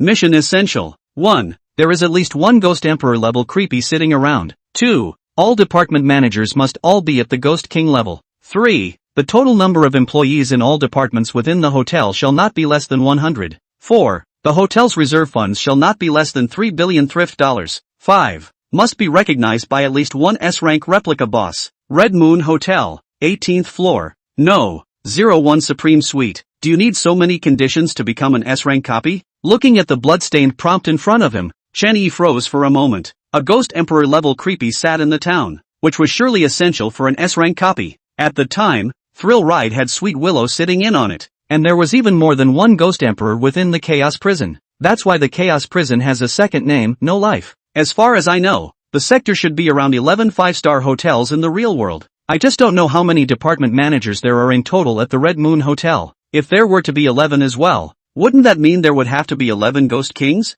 Thinking about this, Shenyi couldn't help but have a bit of a headache. Finding a few Ghost Kings was simple, but finding 11 at once was difficult. Soon after, he shook his head. Forget it, the most important thing at the moment is to buy the Red Moon Hotel first, an A-rated copy of one of the biggest hotels in the thriller game world. The price certainly isn't cheap. Thinking about it, the Scarlet Auction had spent 70 million thrilling coins, and that was on the premise that it had outstanding debts. Plus Bai Xian was planning to run away. Red Moon Hotel, lobby front desk. Pretty girl, ask how can I meet your boss? Shenyi reached out and placed a brand new thriller coin with a face value of 100 on the counter. Hearing this familiar voice, the receptionist girl who was originally dozing with her head down suddenly brightened up and instantly raised her head. Only, its gaze, at first, locked onto the thrill coin in front of it. After looking at the face value, it couldn't help but feel a little disappointed in its heart. But, the thought of Shenyi throwing $1 million to open the Supreme Suite and running out of money was understandable. It then put the thrill coin away and swept its gaze around the hall. Only after making sure there was no one else did he speak slowly. In the Red Moon Hotel, no one, no matter who they are, is qualified to face the boss alone.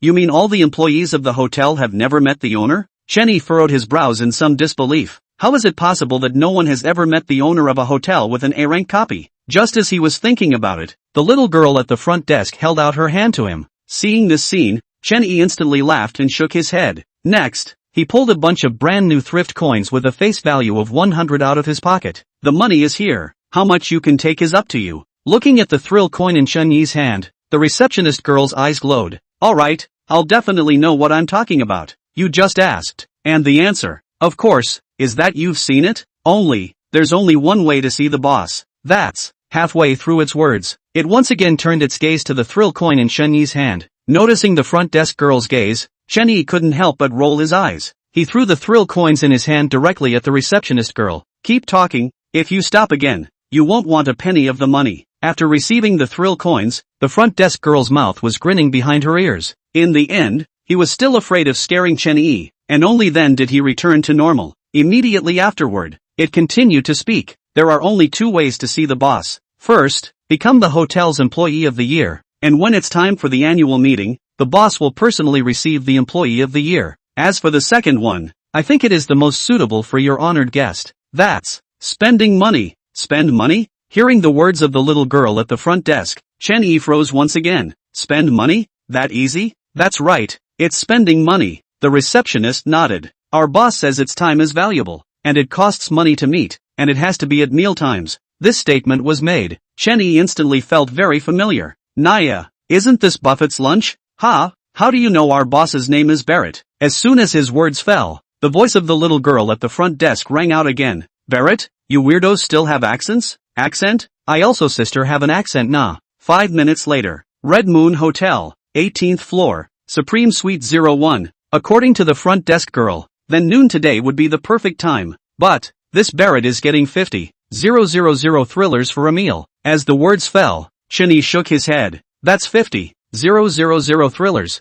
just for dinner. After the meeting, there's an additional 10,000 thrill coins for hard work. Nice guy. This Warren Buffett has to learn from this Warren Buffett when he comes to visit. 25 minutes later. Knock knock. Suddenly, there was a knock on the door. Coming. Hearing the knock on the door, Chenyi instantly got up and walked towards the door. Click. As the door was opened, Peggy's figure was revealed. It blackened its face and reluctantly handed a card to Chenyi. The boss has agreed to your lunch invitation at 12:40 p.m. And the meal should take no more than 20 minutes. Okay, thanks to manager Peggy for running the errand. You can have this 1,000 thrill coins. After receiving the card, Chenyi smoothly slipped a brand new thrill coin with a face value of 1,000 to Peggy. The door to the room was then closed with one hand directly afterward. Outside the door, looking at the brand new thrill coin in his hand, Peggy's eyes showed anger. But without the killing intent from before. Poof, it grunted coldly, slipped the thrill coin into its pocket, and turned to leave. Inside Supreme Suite 01, this Barrett, he's playing pretty edgy. The couch. Chenyi crossed his legs, holding the card Peggy had given him in his hand. See only. The card was printed with some headshot of a handsome and dapper middle-aged man. Underneath the avatar, there is a quote. Red Moon Hotel Barrett. Rich, still rich. This Barrett does look like he has a bit of a bully in him. After commenting, he got up and headed for the door. At this point, it was 12:30 noon, 10 minutes before the appointed time with Barrett. As for the agreed place to eat, it was the 6th floor of the hotel. There is a restaurant that specializes in serving guests in the hotel's superior rooms as well as the premier suites. It's a restaurant, but it's actually all individual booths. 5 minutes later, Chenyi arrived at box 01 on the 6th floor. At this moment, the box was empty, but the table was filled with delicious food. Click. Just then, the door to the box suddenly opened and a figure walked in. Chapter 221, You're not qualified. Now are you? Extra. Red Moon Hotel, 6th floor, box 01. Click. As the doorknob turned, a figure stepped in from outside. After seeing the person who came in, Chenyi looked surprised and somewhat puzzled, just because the person who came in was not the same avatar of Barnhart that was on the card. It stood 1.3 meters tall, with thinning hair that was slicked back. No matter where you look, you can't see Barrett. Ling Chen, right? Hurry up and sit down to eat. My time is very precious. You're the owner of the Red Moon Hotel, Barrett? Chenyi frowned, puzzled. That's right, it's me. Barrett nodded, then pulled out his chair and sat down. Immediately afterward, it picked up its knife and fork and gracefully enjoyed its meal. Looking at the Barrett in front of him, Chenyi took a deep breath. It's not. How is it that Thriller Game World shenanigans still engage in the whole P-picture thing? Is this Barrett? Is this gadget a bully? Don't tease. This kind of shenanigans walks down the road and no one even notices. Okay? Let's say you are. After saying that, Chenyi similarly pulled out his chair and sat down. Only, instead of rushing to eat, he pulled the Thrill Bank card out of his pocket. The purpose of this meal today is to buy your Red Moon Hotel. Make an offer. This statement was made. Barrett, who was eating, stalled in his movements and put down the knife and fork in his hand. It picked up a paper towel and wiped the grease from its mouth. Opening his mouth, he said, I'll admit, a human who can spend $1 million on a supreme suite has some skills, but $1 million, in my eyes, is not even a scrap of paper. Barrett smiled disdainfully and reached out to knock on the table. Bam! As the voice fell, the door to the box was suddenly opened. 10 creeps swarmed in and surrounded Chen-Yi and Barrett. Next, they bowed at the same time and shouted, "Hello boss." "Well, hello there." Barrett smiled and nodded in satisfaction. Afterward, it once again turned its gaze towards Chen-Yi. In the entire thriller game world, there are not a few who can buy my Red Moon Hotel, but there is absolutely no Yuling Chen among them. Well, thanks for lunch today. Bye. As the words fell, it stood up and headed for the door. Bang! However, it had just reached the door when the compartment door slammed shut. Without me Ling Chen? But why do I think it's just the opposite? At the dining table, Chen-Yi grinned, revealing a harmless appearance. Immediately afterward, the spirit detaining stick appeared in his hand. 10 bodyguards, 1 Ghost King First Order, and the rest are all Ghost Marshals. With this handiwork, it seems that players' knowledge of the A-level replica Red Moon Hotel is just the tip of the iceberg. Speaking, 2 clusters of scarlet ghostly chi surfaced inside the box. The moment the ghost chi appeared, the 10 bodyguards inside the box simultaneously dropped to both knees, their bodies trembling unceasingly. Boss Barrett, now, do you still think I'm not qualified? Hearing Chen-Yi's voice, Barrett turned around. Just as it turned around, it saw 2 menacing creeps staring right at it. Ghost Emperor. Looking at the 2 Ghost Emperor level ghost spirits in front of him, cold sweat instantly surfaced on Barrett's forehead. This human. There were actually 2 Ghost Emperor level shenanigans under his command. Why had it never heard of such a being? It forced its heart to palpitate and opened its mouth to ask, "Can you tell me who you really are and what kind of identity you really have?" Words. Chen-Yi got up and came in front of Barrett. Then, pulling out a chair to sit facing Barrett. "Who am I? As you can see, as fake as a human player. As far as identities go,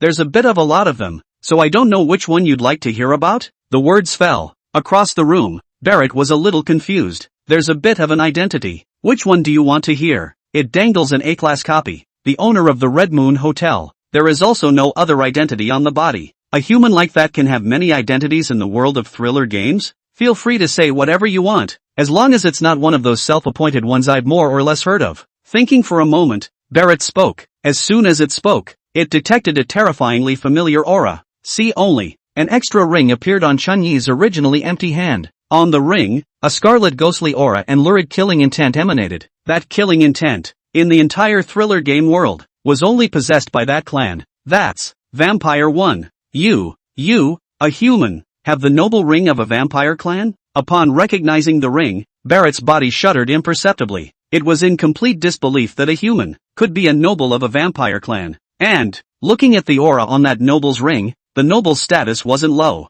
Yeah, a human like me can be a noble of the vampire clan, while you, the owner of the Red Moon Hotel, are just a boss. Chen-Yi grinned as 2 cards appeared in his hands. By the way, you should be more familiar with these 2 identities than the vampire clan, right? Hearing Chen-Yi's words, Barrett turned his gaze to the card in Chen-Yi's hand. After reading what was on the card, it fell straight to the ground on its butt. The clothes on his body were already wet with cold sweat. Just because. Those 2 cards, they were 2 different identity badges. The first one, name, Ling Chen. Position, Ghost Capital Bank. Vice President. Second one, name, Ling Chen. Position, Jing's Hospital. Director. Within the world of thriller games, Ghost Capital Bank is known to no one. As for King's Hospital, its popularity is no less than that of the Ghost Capital Bank. After all, even if it's spooky, you can get hurt and sick. King's Hospital branches are all over the place within the thriller game world. Now, do you think I'm qualified? Chen-Yi crossed his legs and playfully asked Barrett. The ground.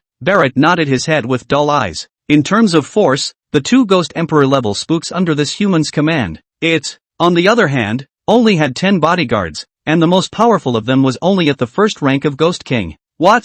You said there were hotel employees? People are just part-timers? How can they sell their lives for their bosses? Finally, on status, on identity, it is even more of a flop. Not to mention the others, just the identity of a vice president of the Ghost Capital Bank could weigh it down. You are qualified. Barrett sighed and nodded in resignation. Good. In that case, let's discuss the purchase of the Red Moon Hotel. The price is whatever you want, if you dare to Leonize it. Of course. In Chen-Yi's nakedly threatening tone, Bashir couldn't muster a trace of resistance. It understands. If resistance, then, must die. Chapter 222, Signing the Contract, Peggy's Cooperation, +2. If you've said so, then I certainly can't make a rash offer. Barrett smiled awkwardly. Just now, for a moment, it really wanted to Leonize a large sum of money and go off in style. But, the idea is beautiful. The reality is cruel. Afterward, it clenched its teeth and spoke. 1 byte price, 5 billion thrillers. Boom! As soon as it spoke, Box 01 was instantly filled with scarlet ghost chi. On both sides,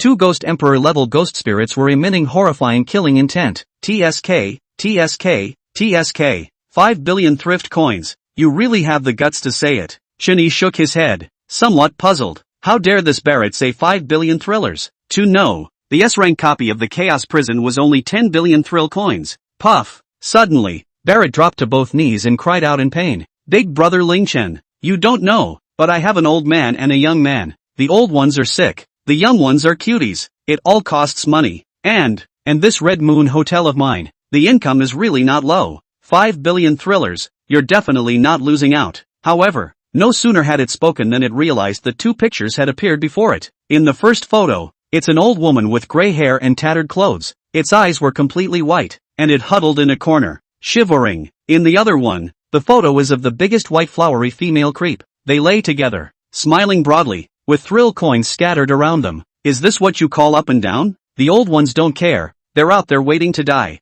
Junior, it's Junior. I was thinking of buying the Red Moon Hotel from you, but now it seems better to kill it. Kill you, and the Red Moon Hotel is equally mine. Chen Yi grinned, revealing a harmless look. Don't.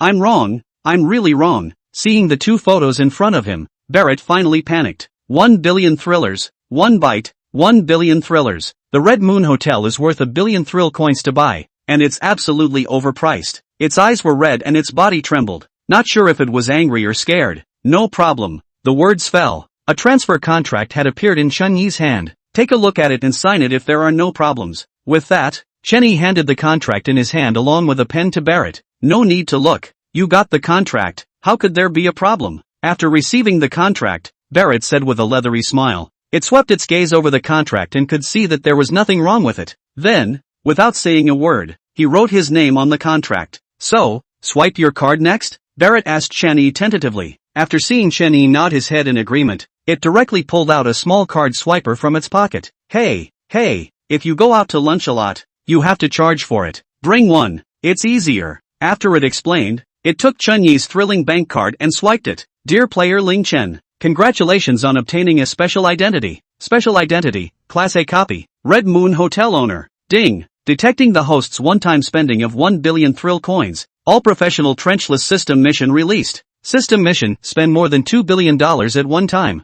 Mission reward, spending 5 times the amount of money back on the card. Remarks, the more you spend, the higher the spending rebate card multiplier will be. Contract moment, and the money's in the bank. So I'm off? After returning the thrill bank card to Chen Yi, Barrett asked tentatively. Sure, I've never stopped you before. Chen Yi took the contract, shrugged, and smiled. Words. Barrett carefully opened the door to his room, then scurried out in an instant. That's all. It soon left Chen Yi's sight. You guys, work with me from now on. Inside the box, Chen Yi's gaze swept around the bizarre bodyguard sprawled on the ground. Eventually, the gaze was directed to the one and only Ghost King. Seemingly sensing Chen Yi's gaze, the Ghost King First Order security guard lay on the ground and moved his head. Seeing this scene, Chen Yi smiled. Very well, then the Ghost King manager of the security department has it. Knock knock. Suddenly, there was a knock on the door. Enter, Chen Yi said without looking back. Bang! Next, a body slammed heavily on the table next to him.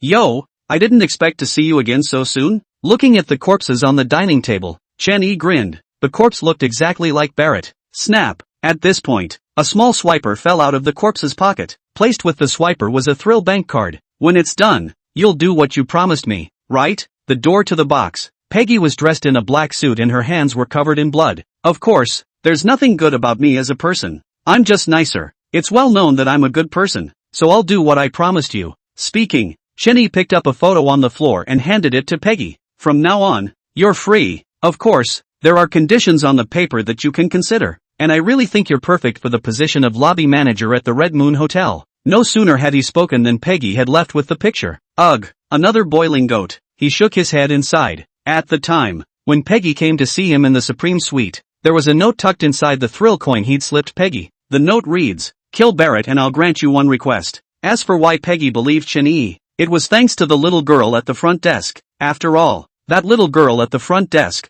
she's Peggy's ex-girlfriend. In the elevator coming down from the Supreme Suite, Peggy found Chen-yi. The promise of the note was accompanied by a request. That's, release Peggy from her lifetime contract with the receptionist girl and let them both go. Bitter lovebirds. After saying that, Chen-yi got up and left box 01. In the meantime, Red Moon Hotel, basement, staff quarters. What else is there to clean up? Didn't you get enough money from the front desk? The little girl at the front desk clasped her hands to her chest and spoke impatiently. These were given to me by you at the time. Have you forgotten? Upon hearing the words of the receptionist girl, Peggy stood up with a puzzled look on her face. Oops, I'll buy it later. I'm so rich now. Come on, come on, come on. Let's grab a male human player along with us before the others realize it. I'll give you that. The one you captured before didn't serve me well at all. I was just feeling it when he died. Chapter 223 Boss's Wife, Troublemaker, Extra 3. Red Moon Hotel, 18th floor, Supreme Suite 01. Dear player Ling Chen, congratulations on your successful purchase of Red Moon Hotel.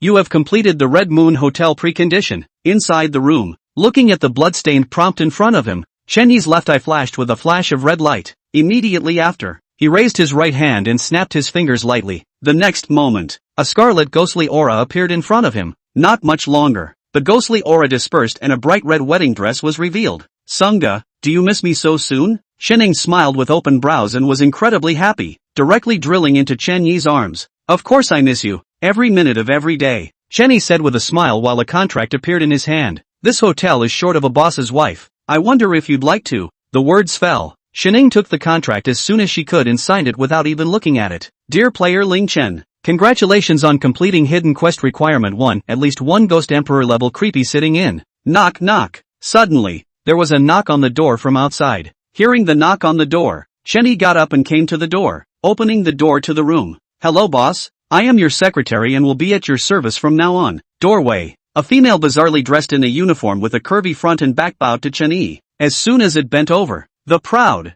bottomless abyss was immediately reflected in Chen-yi's eyes. Boy, this abyss, it's the biggest I've ever seen, right? Ahem, get up, that's your boss from now on. Coughing lightly, Chen-yi stepped aside and raised his hand to point at Chen-yi, who was sitting on the sofa. Hearing Chen-yi's words, the secretary raised her head in confusion. After seeing on the sofa, the absolutely beautiful Chen-yi, its eyes suddenly dimmed. Original. It immediately rose to the top after learning of the change of ownership. With its proud and upright stature, I don't believe any man can refuse it. But, when it saw Chen-yi's appearance, it instantly realized that everything was too late. The woman on the couch is a little less fit than it is. Though, however, the person's appearance is not bad at all. I don't know how much better it is. Okay boss lady. The secretary knowingly shouted towards Chen-yi and Chen-yi. Not bad, quite knowledgeable. Like this, you first take the boss's wife to familiarize herself with the hotel. Also, organize all the information related to the hotel. All of it, and bring it to me, fast. After ordering a few things, Chen-yi returned to the suite. As for Chen-yi, she followed her secretary to familiarize herself with the hotel. With Chen-yi here, the hotel is definitely fine. The next thing to get is to wait for the secretary to send over the hotel information and then complete the remaining must-haves. After saying a few words to himself, Chen-yi laid down on the bed and closed his eyes. An hour and a half later, knock knock. Suddenly, a sharp knock on the door woke up the sleeping Chen-yi. He opened his eyes and instantly came to his senses, then got up and went to the door. The door opened and a figure covered in blood planted itself in. Old boss, someone's killing it. As the words fell, the creepy head lolled and fainted. This creepy Chen-yi had seen before. It was one of the porter at the door when he first arrived. Someone's killing their way in? Chen-yi frowned as a bottle of healing potion appeared in his hand. Immediately after, he poured the healing potion on the ground. Creepy. Just for a moment, the injuries on Creepy's body then recovered with the naked eye. It was also at that moment, Chen-yi's figure disappeared. In the meantime,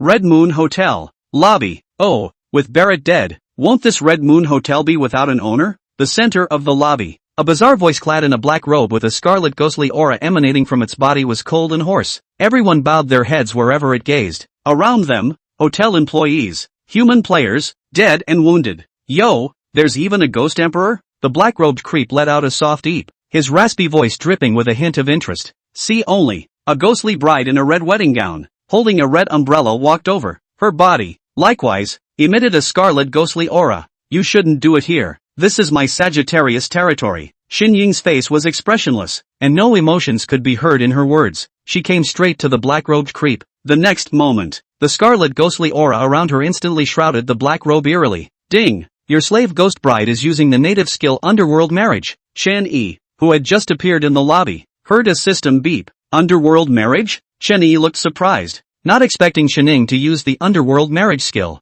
Bang! Suddenly, a figure fell from the sky and landed heavily on the ground. Ghost Emperor second stage? Looking at the black-robed creepy that fell to the ground, Chen Yi could not help but frown. In the world of thriller games, he hadn't seen many Ghost Emperors. There are even fewer that I know. So far, the only one who has made a grudge is her father, Sweet Lu of the Lu Palace. So, this Ghost Emperor's second stage in front of him could only be Barrett's enemy. Hello there. Chen Yi wore a smile on his face as he came to crouch down next to the black-robed creep. I'll give you a chance to tell me who sent you, and I might kill you. Remember, you only get one chance. Looking at the harmless Chen Yi in front of him, the black-robed creepy was about to make a move right away. However, it had just moved its body when it detected a wave of fear surfacing from deep within. The moment it felt the fear, it hastily lay down and raised its hands high. I'll say it all. It's all Barrett's enemies. The man paid me to cause trouble. It says that Barrett is dead and that the Red Moon Hotel has become ownerless. Hearing the black-robed creep's words, Chen Yi nodded. In this case, almost no one would lie.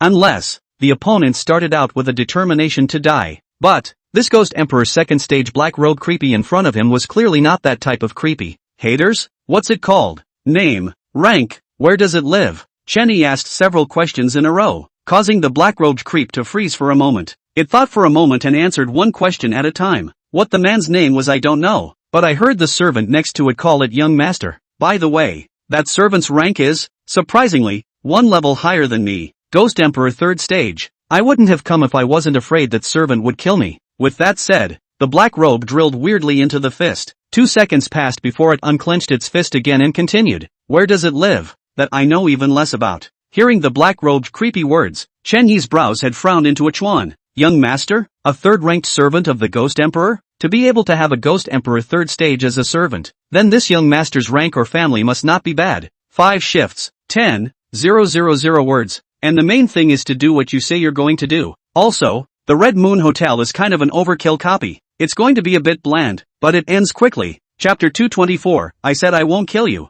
Fire the manager. Finished, right? Okay, that kills. Seeing that the black-robed creepy stopped talking, Chen Yi stood up and waved his hand. No, you said you wouldn't kill me. You can't go back on your word. Hearing Chen Yi's words, the black-robed creep instantly panicked. Yeah, I said I'd kill you. I didn't say anyone else wouldn't. How can I stop people when they have arms and legs? Chen Yi spread his hands out, innocence written all over his face. He did say that he wouldn't kill the black-robed creepy, but if other people wanted to kill them, then he definitely wouldn't stop them. The words fell. Xining slowly came to the black-robed creepy side. Before the black-robed creep could open his mouth, scarlet ghost chi enveloped him. Next, a miserable scream came out from the scarlet ghostly aura. 5 seconds passed. The screams finally stopped ringing. Seeing this, Xining withdrew her ghostly chi, and the black-robed creepy corpse was revealed. Little Black, the corpse of the Ghost Emperor. Taste it. Chen Yi smiled and opened his mouth. As the words fell, Xiao Hei's mouth emerged. Che, just a small Ghost Emperor. Halfway through its words, a powerful devouring force instantly rushed towards the black-robed bazaar.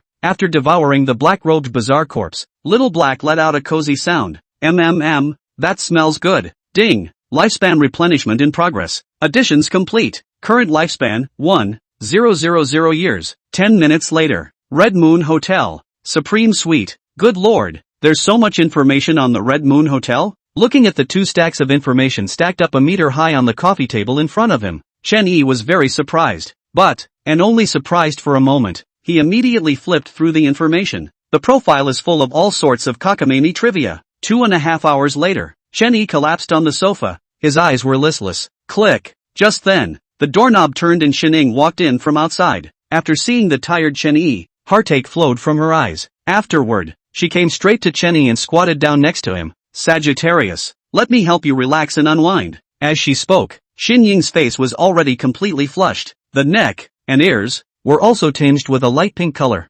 Sleeping, however, just then, abridged. How is it? Have you missed me? Do you like it? The words fell. Xining flirtatiously blanked Chen Yi on the sofa. Ahem. Sorry got a little carried away there for a moment. Chen Yi coughed lightly, embarrassment written all over his face. There's one that says one. It was the first time he had ever felt something else in the world while asleep. While Xining went to take a shower, Chenny continued to check up on the documents on the table. Finally, after 20 minutes, he had read all the papers. The Red Moon Hotel isn't like those in reality. Front office, rooms, security, personnel, finance, logistics. There were 6 departments in total, dividing up the work in building the Red Moon Hotel from a hotel of unknown reputation to an A-rated replica. And, looking at the information on the document, the reason why the Red Moon Hotel is the easiest copy in the eyes of the players, or because of the manager. Saying that, Chen Yi's finger landed on a photo in the personnel department's file. 10 minutes later, Red Moon Hotel,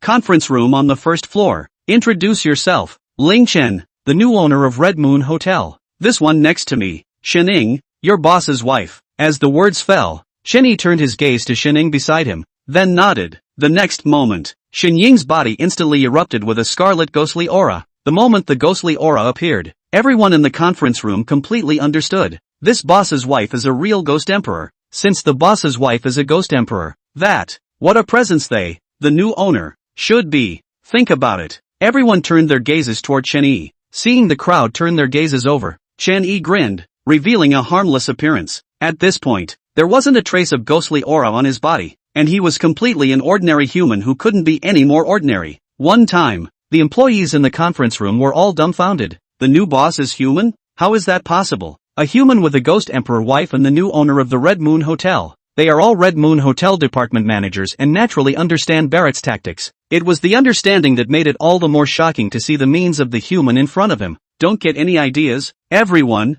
It's just a simple meeting today. I'm known to be a good person, so don't worry. Chenny smiled and signaled the managers to be quiet. Immediately after, a secretary on the side handed over a file. Receiving the list, Chenny glanced at it before speaking. Manager of the Logistics Department, Sawberry, Ghost Marshal, dismissed. Manager of Finance, fired. Rooms Division Manager, fired. One sentence after another of dismissal, as if a hammer, madly pounded into the hearts of the managers of the Red Moon Hotel. No, that's not fair. You have no reason to fire me. Suddenly, a manager rose indignantly and gritted his teeth. Oh, you're the manager of logistics at Sawberry. Come on, want a reason, right? I'll give it to you. Chenny tightened his smile and turned over the second page of the document. Sawberry, who served as manager of the logistics department for 2 years, enriched herself with 3 million thrillers in purchasing items. Is that reason enough for you? As the words fell, a bloody hand appeared out of thin air. The next moment, as soon as the bloody hand pinched Sawberry's body,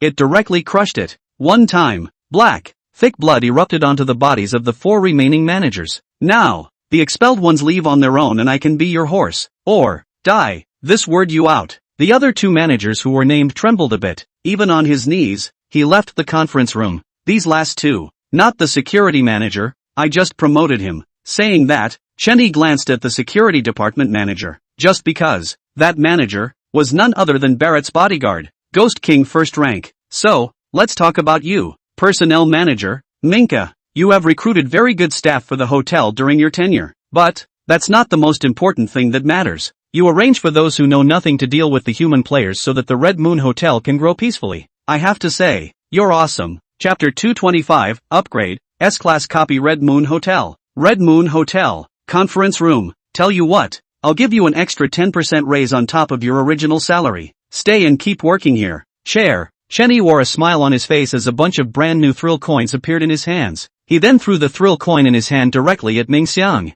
Looking at the brand new thrill coin in front of her, Mink smiled. Standing up, he bowed to Chen Yi. Thank you for your trust, boss. From now on, I will continue to contribute to the Red Moon Hotel. Knock knock. No sooner had it spoken than there was a knock on the conference room door. Before Chen Yi could say anything, the doors was pushed open from the outside. Immediately after, a figure walked in. Looking at the figure that came in, the corner of Chen Yi's mouth rose slightly. Peggy, didn't you elope with your ex-girlfriend? Bang! Suddenly, a body flew through the door and landed heavily next to Peggy's feet. It even has a little white boy. And, with my money, Peggy grimaced, clenched her teeth, and said, word for word. This statement was made. Several people in the conference room looked at Peggy with sympathy. TSK, TSK, TSK. The ex-girlfriend spends his money on a gigolo. Is this important to raise a white boy? No. The important thing is that the ex-girlfriend was able to spend his money. Think about it. Disgust was on the faces of both Minka and the security manager. Wherever It is always a maxim that a licking dog shall not die. But, now that I look at it, the dog-licking lobby manager seems to have figured it out. So, you're planning to come back and continue as a lobby manager?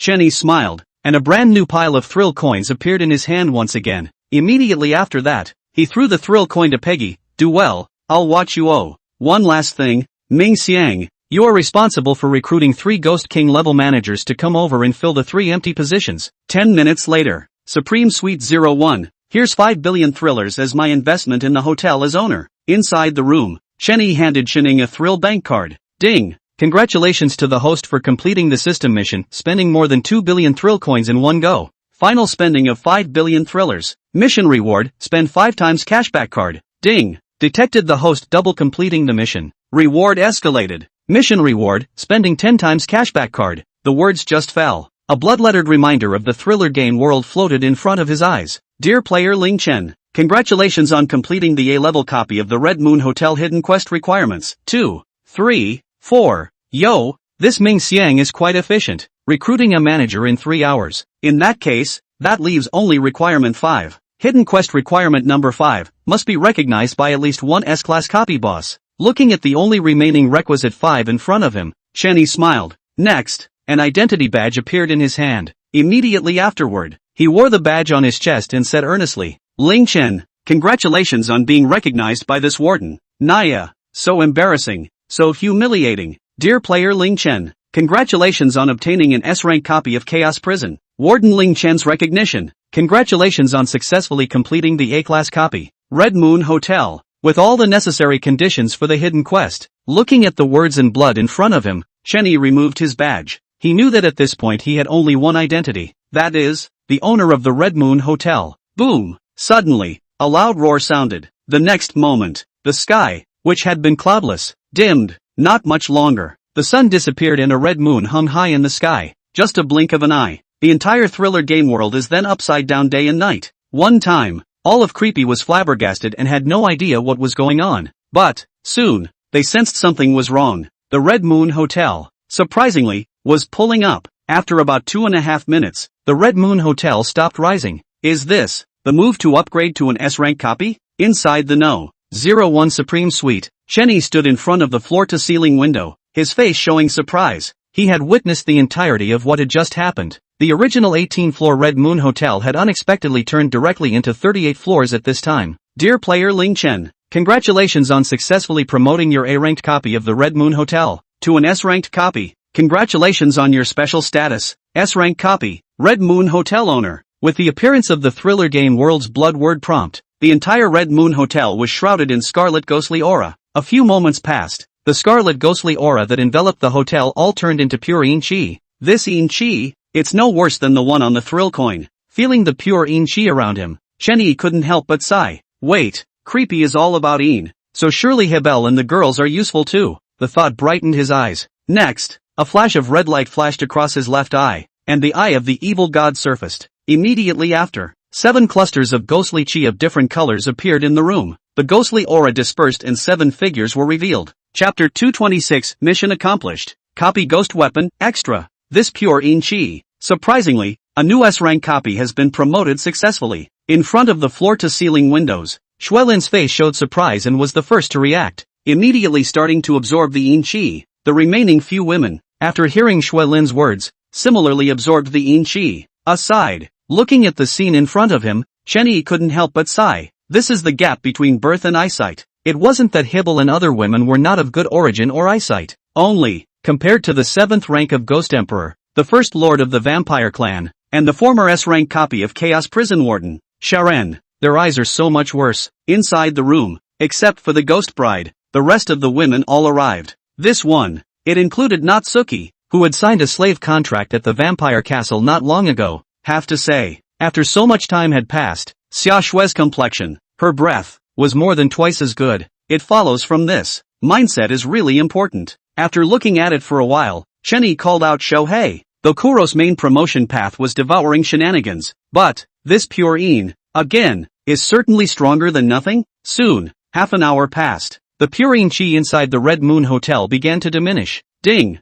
Your slave Yin Yen has absorbed a large amount of pure Yin Chi and has been successfully promoted. Name, Yun Yun. Level, Ghost King First Order. Ding! Your slave AI Qian has absorbed a large amount of purine Qi and has been successfully promoted. Another hour passed. All of those present, except for Hibble, had been raised one rank. Originally, Yen Yen and Bai Xian as well as AI Qian should be able to ascend 2 orders. But, Shiren's ability to absorb Yin Qi was horrible. After all, at this time, she had already arrived at the 8th stage of the Ghost Emperor. Not much longer. The Yin Qi of the Red Moon Hotel's promotion to an S-rank copy had been completely absorbed. Okay, I'll take you guys back first, Chen Yi said, raising his left hand and lightly snapping his fingers. Next, the remaining few women in the room all disappeared except for Hebel. Do you have to pass a copy if you want to be promoted to Ghost Emperor? Chen Yi turned his gaze to Zybier and opened his mouth to ask. Words. Hibble nodded. Well, it's at 12 o'clock in the morning tonight. Hearing Zabel's words, Chen Yi was not surprised in his heart. At that time, when the Ghost Bride was promoted to Ghost Emperor, she experienced a copy.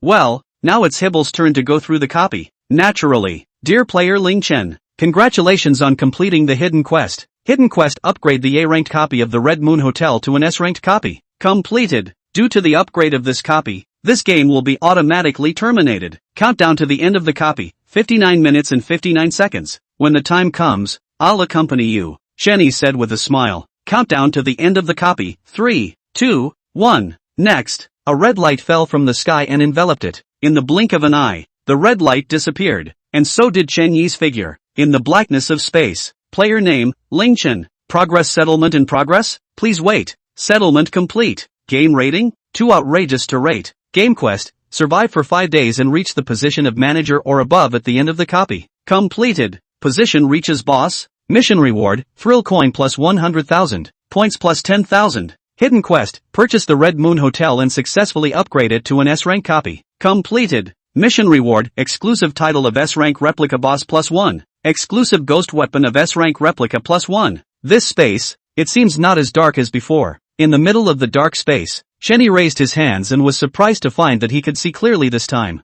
To know, in the past, here, it could be a real reach, no exaggeration at all. Never mind, let's check the rewards first. After making a casual remark, he crouched down and checked the quest rewards. 100000 thrill coins, thrown into the system space without even looking at it. Ding! Congratulations to the host on his special title. Thrilling Game World. S-Class Copy Boss. Wearable. Remarks, a symbol of strength and identity. After wearing it, everyone can know the identity of your S-Class Copy Boss. This thing is great for pretending. Chen Yi grinned, revealing a harmless look. Have to say, it was a title that really suited a low-key, amiable person like him. This last one, S-rank copy exclusive ghost weapon. There's no plus boss, so that means anyone who belongs to the S-rank copy of the Red Moon Hotel can use it. Ding! Special item detected. System scanning. Scanning complete. Item name, Red Moon Ghost Weapon. Rank, Ghost King First Order. Upgradable. Use, after using it, you can borrow 0.01% of the strength of all the employees of the S-Class copy of the Red Moon Hotel. Cumulative total. Not a single employee. Source, Thriller Game World. S-rated copy of the Red Moon Hotel. Remarks, this ghost weapon can be upgraded. So go find out how it can be upgraded. Chapter 227, Special Copy. Desperate Abyss, Extra 2. Inside the dark space, in Chen Yi's hand, he held a disc. The disc was blood red in color and emitted a cold and pure yin qi. The look was almost identical to the red moon in the sky. Red Moon Hotel. Red Moon Ghosts. Red Moon. There shouldn't be any connection between these three, should there? Moreover, this Red Moon Ghost artifact can still be upgraded. It won't be directly upgraded into the next Red Moon in the future, right? Looking at the Red Moon Ghost weapon in his hand, Chen Yi muttered to himself. But, quickly, he shook his head, dismissing that unrealistic thought. Red Moon hasn't even existed for I don't know how long. How long has this Red Moon Hotel been around? How can the two be related? The words fell. A red light enveloped his body. Xihua City, suburban villa. By now, it was 11 o'clock at night. Inside the bedroom.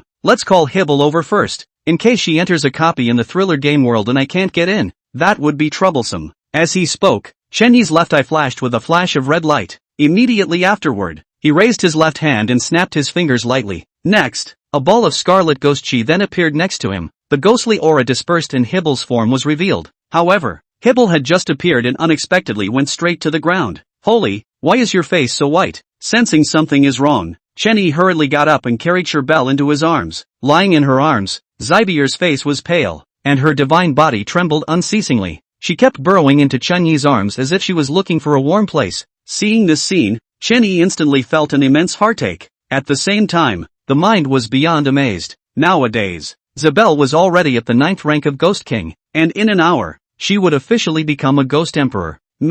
Such a powerful being was afraid of the cold at this moment? Think about it. Chen Yi's left eye once again flashed with a flash of red light. In the blink of an eye, both the skull throne and the spectral guile lamp appeared beside him. Boom! Next, the spectral guile lamp and the skeleton throne burned with blue flames at the same time. The moment the flame appeared, the entire room became warm. Just then, the blood lettering prompt from the thriller game world appeared right in front of Chen Yi. Honorable player Ling Chen, Ghost King 9th rank Hibble, invites you to enter the copy together, the Abyss of Despair. Copy enters countdown, 59 minutes and 59 seconds. Inside the bedroom, when the thriller game world's blood lettering prompt appeared, Chen Yi instantly understood everything. It seems that Hibble's current condition should be a precursor to entering the copy, right? But, Shening at the time wasn't in this condition. The Abyss of Despair. Just by the name, I know it's hard. With his mouth full, Chen Yi's hand holding Zydeer became even more forceful. After the warmth of the blue flames, at this point, Hibble was not shaking as much. Body temperature is also gradually returning to normal. Copy countdown, 3, 2, 1. 1 hour later, as the countdown ended, a red light locked Hibble's body in place. In the blink of an eye, Hibble's body then disappeared. Same as last time? Then wait a little longer. Chen Yi sat on the sofa, his mouth saying faintly, last time. After Shening entered the copy, 10 minutes passed before he entered, so there's no rush. However, soon 10 minutes had passed. The red light that should have appeared did not. Honorable player Ling Chen, Ghost King 9th Order Hibble, gives up inviting you to enter the copy, the Abyss of Despair. Suddenly, the thriller game world blood lettering prompt surfaced. Upon seeing the words in blood, Chen Yi was stunned. Give up? Why give up? Is it because the copy is too hard and she's afraid I'll die in it? He frowned and quickly figured out the cause. The words just fell. The blood lettering of the thriller game world then reappeared. Dear player Ling Chen, due to your exceptional performance in all the copies, this special copy can be mandatory. Are you attending? Yes. Without the slightest hesitation, Chen Yi decisively nodded his head. The next moment, a red light fell from the sky and locked him in place.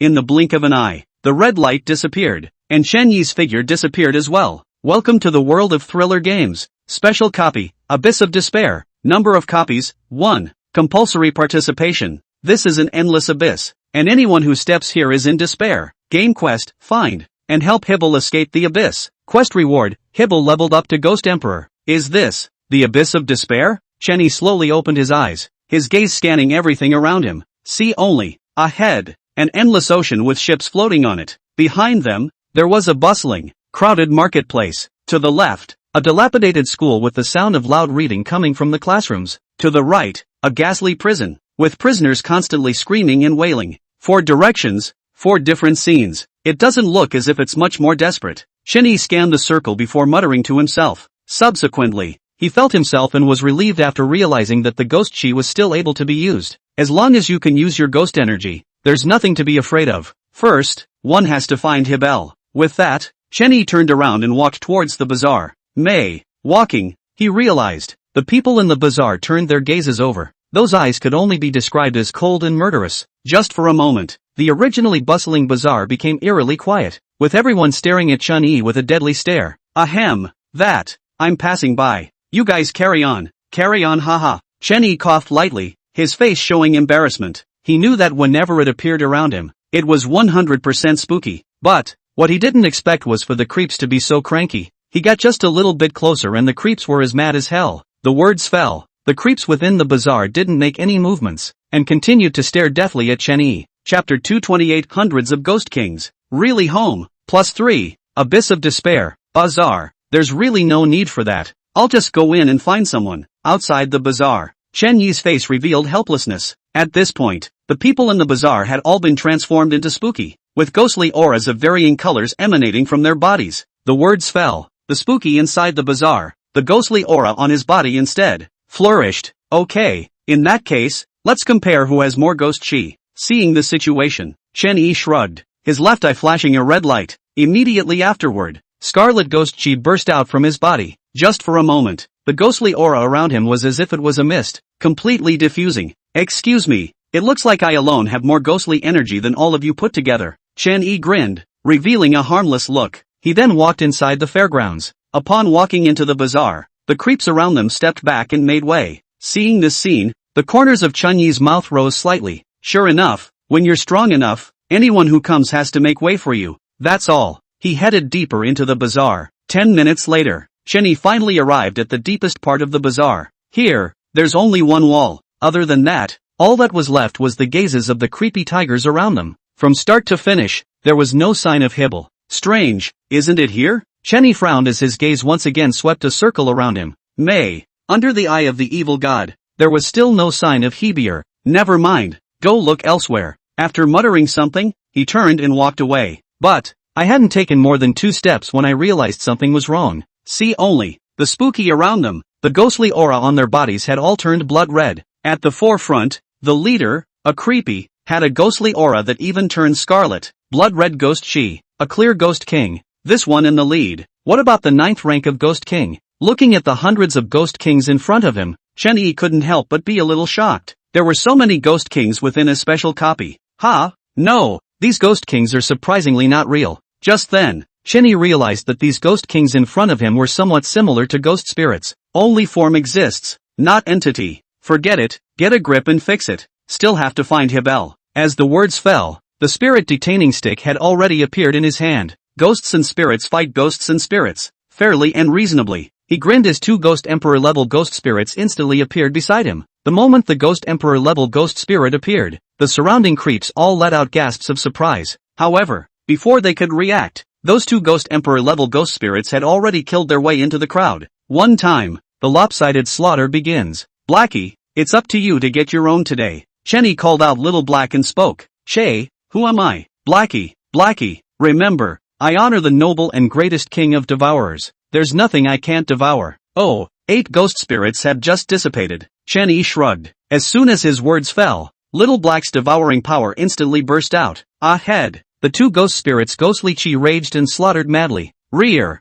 Xiao Hei released the power of devouring and devoured it in large gulps. Ding! Life expectancy is being replenished. Please wait. Additions complete. Current life expectancy, 2,000 years. Ding! Life expectancy is being replenished. Please wait. Additions complete. Current lifespan, 3,000 years. One time. Lifespan balances are growing like crazy. 20 minutes later, the 2 Ghost Emperor level ghost spirits finally stopped their hands. At this point, the bazaar, which had been bustling with people, had become empty. Ding! Life expectancy is being replenished. Please wait. Additions complete. Current lifespan, 8,000 years. Holy, 8,000 years? How else is this going to die? Hearing the system's beep, Chenyi was somewhat surprised. But, on second thought, hundreds of Ghost King level ghost spirits, plus a Ghost King 9th rank, adding 7,000 years to your lifespan doesn't seem like much in this case. Ding! Congratulations to the host. Your pet Blackie has been successfully promoted to the 5th rank of Ghost King. Is the Ghost King 5th rank? As of now,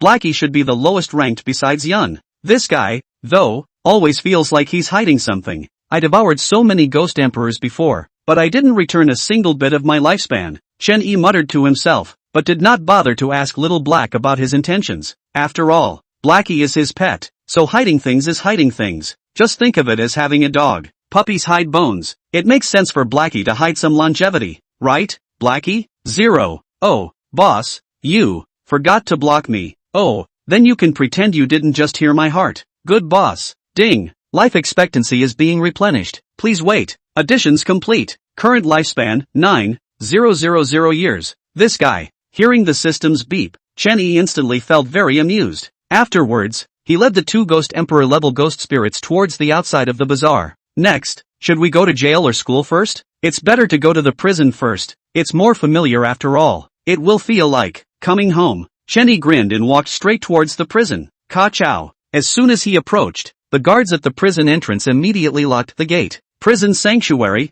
outsiders stop. The guard at the door had an icy face and shouted, Ugh, I wanted to spend time with you as a normal person, but I didn't expect to be shut out in return. No more pretending. I'll show my cards. I'm the warden of the S-rank copy of Chaos Prison. The words fell. The warden's badge appeared in his hand. Seeing the chest plate, the bodies of the 2 guards at the entrance instantly shivered. Supervisor, Lord Warden. The guard shivered and nearly collapsed to the ground. It was at this point that Chenyi finally spotted the dusty plaque above the prison. Chaos prison. Sub-prison. Oh, so it really is home. Chen-Yi grinned, revealing a harmless look. Open the door. This warden is here to inspect the work. 5 shifts and 9,300 words to go. Begging for hypes, 5-star reviews and freebies. Still 5 tomorrow. Chapter 229, School. Rainstorm, huge waves, abyss of despair, chaos prison branch. Click. With a crisp sound, the door to the prison was opened. Welcome to the inspection of the Honorable Lord Warden. Doorway. The 2 guards hurriedly bent 90 degrees and bowed, shouting. As the guard's voice fell, a cacophony of noise erupted within the prison. Injustice, my lord. Injustice. Help. They're trying to kill me. I didn't commit a crime. Hey. After walking into the prison, Chen-Yi directly ignored the voices of the prisoners. He beckoned to one of the guards. Go, get the list of prison inmates and guards. Yes, Honorable Lord Warden. The guards nodded and hurriedly turned to get the list of prisoners and guards. But, it was very puzzled in its mind as to why a human would be the warden of the chaos prison. Snap, snap. The prison guard had just left when a footstep sounded in the distance. Egu. Honorable Warden sir, why don't you say you're coming without a word in advance? It's good for us to get the place cleaned up for your arrival. 2. Right. I'm the deputy warden of this branch prison. You can call me Hachi. The words fell. A plain-looking, creepy guy in a prison guard's uniform ran up to him. Hachi? Never mind. I'll call you Old 8. Chen-Yi shook his head and spoke. Okay, no problem. Whatever you say. Old 8 nodded his head and sweat surfaced on his forehead. At this point, its mind was as dumbfounded as the prison guards. Why? Dang S-rank copy. Would the warden of the chaos prison be a human? And, the human looked flat and unassuming, without a hint of superiority. There was, even, something amiable about it. But, that chaos prison warden's badge on his opponent's chest was a real one. At the same time, there's one more thing it can't figure out. That is, this sub-prison is explicitly a chaos prison. In fact, in recent years, the chaos prison had long since been free of high-level visitors. This place could well be described as a solitary confinement prison. Your Honorable Warden, here is the list of prisoners and guards you asked for. Just as old Buster's mind was wandering, the prison guard walked over with 2 folders. After receiving the document, Chen-Yi carefully examined it. 2.5 minutes later, Chen-Yi closed the file and sighed slightly. Ugh, I didn't realize there was no Hibble here either. Aside. Upon hearing Chen-Yi's words, the prison guard and the deputy warden froze at the same time. It both looked at each other with doubt and shock in their eyes. After his eyes wared for a bit, the deputy warden gazed at Chen-Yi and opened his mouth. Your Honorable Warden, I happen to know the Hibble you are talking about. I just don't know if it is the one you are looking for. This statement was made. Chen-Yi immediately brightened up. The abyss of despair. The copy where Hibble was promoted to Ghost Emperor. So she must be the only one here who can be called Hibble. Come on, where is it? It's just across the street at the school, and that Hibble is a teacher. The words fell. The deputy warden and the guards suddenly felt the temperature around them drop instantly. Next, a scarlet ghostly aura emerged out of thin air. A few moments passed, the ghostly aura dispersed, and Chen-Yi's figure disappeared. This warden, being a human, is as terrifying as this. It's no wonder people get to be warden. Feeling the terrifying ghostly aura around him, the deputy warden muttered. One time, it was a little skeptical as to who was the creepy one. A human who was the warden of an S-rank copy was even so. The most exasperating thing is, this human, the ghostly aura on his body was surprisingly more terrifying than one of its earthly spooks. Abyss of despair. In front of the dilapidated school. In front of the school, an older man sits in a chair, napping against the wall. Inside the school, the students were happily playing on the playground. Just then, a familiar figure passed in front of Chen-Yi. Hibble. The moment he saw the figure, Chen-Yi immediately opened his mouth and shouted. Hearing Chen-Yi's voice, the figure stopped in its tracks and turned its head to look at Chen-Yi. See only, her face, her height, her clothes, she looked exactly like Hibble. But, at that moment, her face was puzzled and her bright eyes flickered. Do you recognize me? But I don't know you. Looking at Chen-Yi in front of her, Zabel couldn't think of who the other party was even after thinking about it. But, looking at the other party's demeanor, the two seemed to have an extremely good relationship in general. Click. Suddenly, a bolt of lightning lit up the clear sky. Boom! The lightning disappeared, and a terrible thunderclap resounded through the depths of despair. Just for a moment, what had been a clear sky was then obscured by dark clouds. In the sky, the electricity flashed and thundered terribly. The ship returned quickly, not realizing that a huge wave had risen from the otherwise quiet sea. Looking at the scene before him, Chen-Yi couldn't help but freeze. The abyss of despair, referring to natural rather than man-made disasters? In this moment, he finally understood the significance of the name of this particular copy. Click, boom, in the sky, the lightning grew brighter and the thunder louder. Steep, the rain was pouring down and the ships at sea had been engulfed by huge waves. Class, hurry up and run to the back of the hill. It's the highest position. Inside the school, Hibble loudly commanded the students to run towards the back of the hill. But, the students here look like they're only in about the first or second grade. Many students were too scared to walk in the face of this terrible natural disaster. Good on. There were 3 teachers present in the school besides Hibble.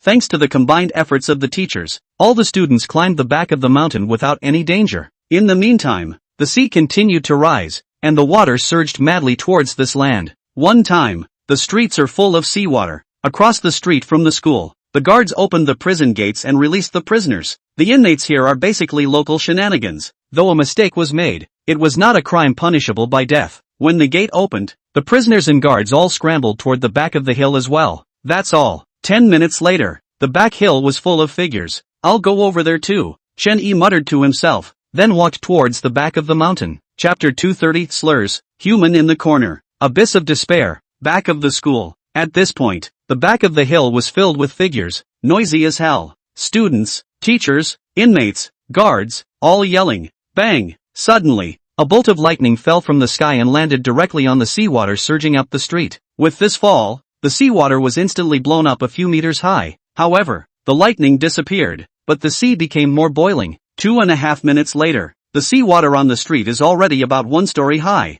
The gates of the school, the prison of chaos, the iron gates of the separate prisons, all submerged in seawater. No, if this continues, everyone will die. Just then, among the crowd, I don't know who said something. This statement was made. The crowd fell silent, and everyone looked out at the wildly rising sea. The heavy rain was still falling, and this natural disaster could not be stopped by them. Boom! Steep, a blood-red ghostly aura rose to the sky and floated above the heads of the crowd. It blocked out the torrential rain that poured down, and even more so, it stopped the rise of the sea around the back of the mountain. Seeing this scene, everyone's hearts rejoiced, and then they hurriedly released their ghost chi. That's all. The seawater around the back of the mountain no longer rises, and even tends to fall slightly. Corner. Chen-Yi frowned slightly as he watched the scene unfold before him. Ghost chi is ultimately limited. How long can it withstand this kind of natural disaster? He thought to himself, but did not say the words out loud. After all, the creepy bunch in front of us want nothing more than a hope. That's all. The minutes ticked by. Soon, half an hour had passed. At this point, the ghostly aura of the creeps was already weakening. Not a moment too soon. Once again rain fell on his clothes from the top of his head. Around the back of the mountain, the seawater also began to slowly rise. I can't hold on. Why doesn't this rain stop? It's over. I don't want to die yet. I haven't even been in love yet. Convinced? What a time to be stepping out and thinking about those things. Can't think? Humph. I think these students are just cute. Why don't you let Master get comfortable before he dies? Damn, animal. You don't even spare the students. Corner. Listening to the cries of the creeps, Chen-Yi shook his head slightly. In the presence of death, the deepest sins and distortions of the heart are immediately apparent. A man's words are good when he is about to die. That's the kind of that's good to hear. Everyone listen to me? It's not raining as hard as it was before. Everyone hold on a little longer. Maybe this disaster will pass. Suddenly, in the crowd, Hibble stepped forward and shouted. At her shout, the otherwise noisy creeps did quiet down. The eyes of those creeps looking at Hebier were all greed and lust. TSK. I can't believe I didn't realize there was such a pretty female teacher before. This female teacher, she's really watery looking. Quickly let her brother hug her. Let it hold. Then it's time for me to kiss it. Soon, countless obscenities rang in Hebe's ears. She clenched her fists at the sound of those disgusting voices, but there wasn't the slightest hint of ghostly aura on her body. Just because. She was at her most energetic when it came to just releasing the ghostly aura together. Again, most honestly, directly releasing all the ghost chi from his body at once. So much so, that now there is no ghost energy available. Corner. The current Sherbel is only at the ghost martial level of strength. If there was a ghost king 9th order, it would naturally be impossible to be afraid of them. Looks like I'll have to do it again. Chen-Yi grinned, revealing a harmless look. All eyes to me. I have an announcement to make. Suddenly, he shouted, instantly attracting all the spooky targets. And that's when it happened. They finally realized that there was a human hiding unobtrusively in the corner. I'll be damned. Human. That's a lot more tantalizing than that female teacher. Humans. It's nice to eat a human before you die. Hey, human. I'm coming. The words fell. Many of the prisoners exuded a ghostly aura as they rushed towards Chen-Yi. However, what they don't realize is that the deputy warden of the prison and the guards are sneering and not moving at all. Ugh, how is it that everywhere you go there are those who like to get killed? Seeing the situation, Chen-Yi shook his head helplessly. The words fell. A scarlet ghostly aura emerged from his body. The moment they saw the ghostly aura, the prisoners who rushed over all froze. Just because. They could not see the exact level of this ghostly aura though. But, there was no doubt that the ghostly aura was definitely above them. Don't be afraid everyone. That human's ghostly aura is almost invisible. Right, it's just a sham. This statement was made. The frozen prisoners charged towards Chen-Yi once more. However, just as they approached Chen-Yi, the thin and sparse scarlet ghost chi on Chen-Yi's body suddenly became majestic. Just 1 second. That terrifying scarlet ghostly aura then surrounded and enveloped all the rushing prisoners. Ah, ghost, help, help, I don't want to die. Let me out, let me out. I was wrong. I'm sorry. Hey, dying. Finally, ghosts? Aren't you all ghosts? Outside of the scarlet ghostly aura, hearing the screams and terrified voices of the prisoners, Chen-Yi could not help but smile. Aside, the gazes of the remaining prisoners, guards, students as well as teachers, as they looked at Chen-Yi completely changed. All that was left was shock and fear. Why was this human, who had been hiding in the corner, so terrifying? Many spooky minds were thinking. But, in fact, they think about it the most. This human is so strong, with a monstrous ghostly aura. Why didn't you make a move just now? If he made a move, it might be possible that the seawater around him could be forced back completely. 2.5 minutes later, the screams within the ghostly aura ceased, and a body with a terrified face was revealed. Blackie, add another meal. The words fell. Little Black's mouth emerged, while a terrifying devouring power erupted. In the blink of an eye, the dead prisoners on the ground had then all been devoured. See this scene. The creeps, who had just been a bit dissatisfied with Chen-Yi's lack of action, immediately dismissed the idea. This human, a little too strong. Chapter 231 Ghost Emperor's Eyeball.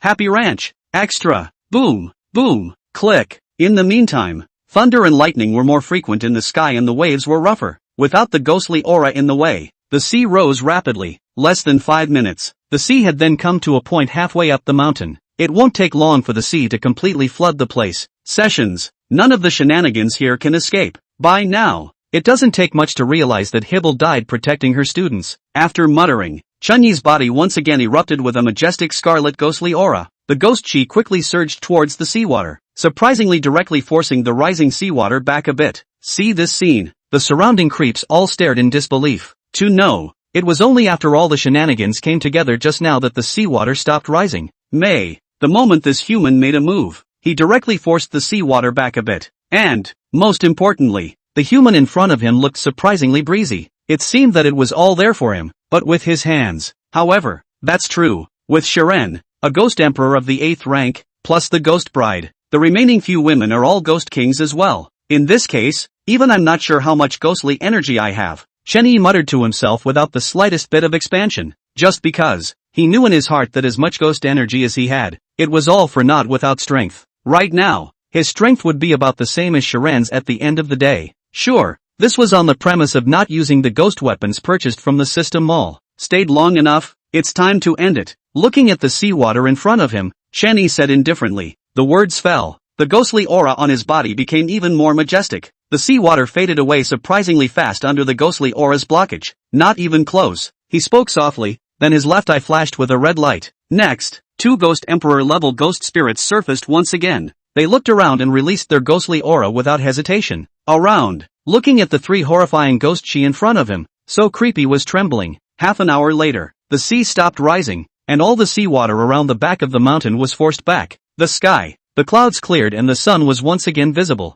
The other side, the raging and churning sea had also finally regained its calm. Yeah, wow, that's so cool. This Big Brother is awesome. Aha, I'm going to look for someone like Big Brother as my husband from now on. The students all had a look of adoration in their eyes when they saw Chen-Yi forcing back the seawater. In the meantime, Chen-Yi's blood-lettering prompts from the thriller game world appeared before his eyes. Dear player Ling Chen, congratulations on successfully searching for, and helping, Hibel escape the abyss. Countdown to the end of the copy, 59 seconds. 59 seconds. That fast? Chen-Yi froze for a moment. In the past, the countdown to the end of the copy was less than an hour to start. This time, the countdown turned out to be only 1 minute. Ding! Congratulations to the host. Your slave Zabel has successfully advanced to the first rank of Ghost Emperor. Name, Hibble. Level, Ghost Emperor First Order. As the system's beep sounded, 2 red lights simultaneously locked Chen Yi and Zabel in place. Next, the red light disappeared, and Chen Yi and Zabel's figures vanished into thin air together. Back on the hill, looking at the 2 who disappeared into thin air, the remaining Bazaar were all dumbstruck.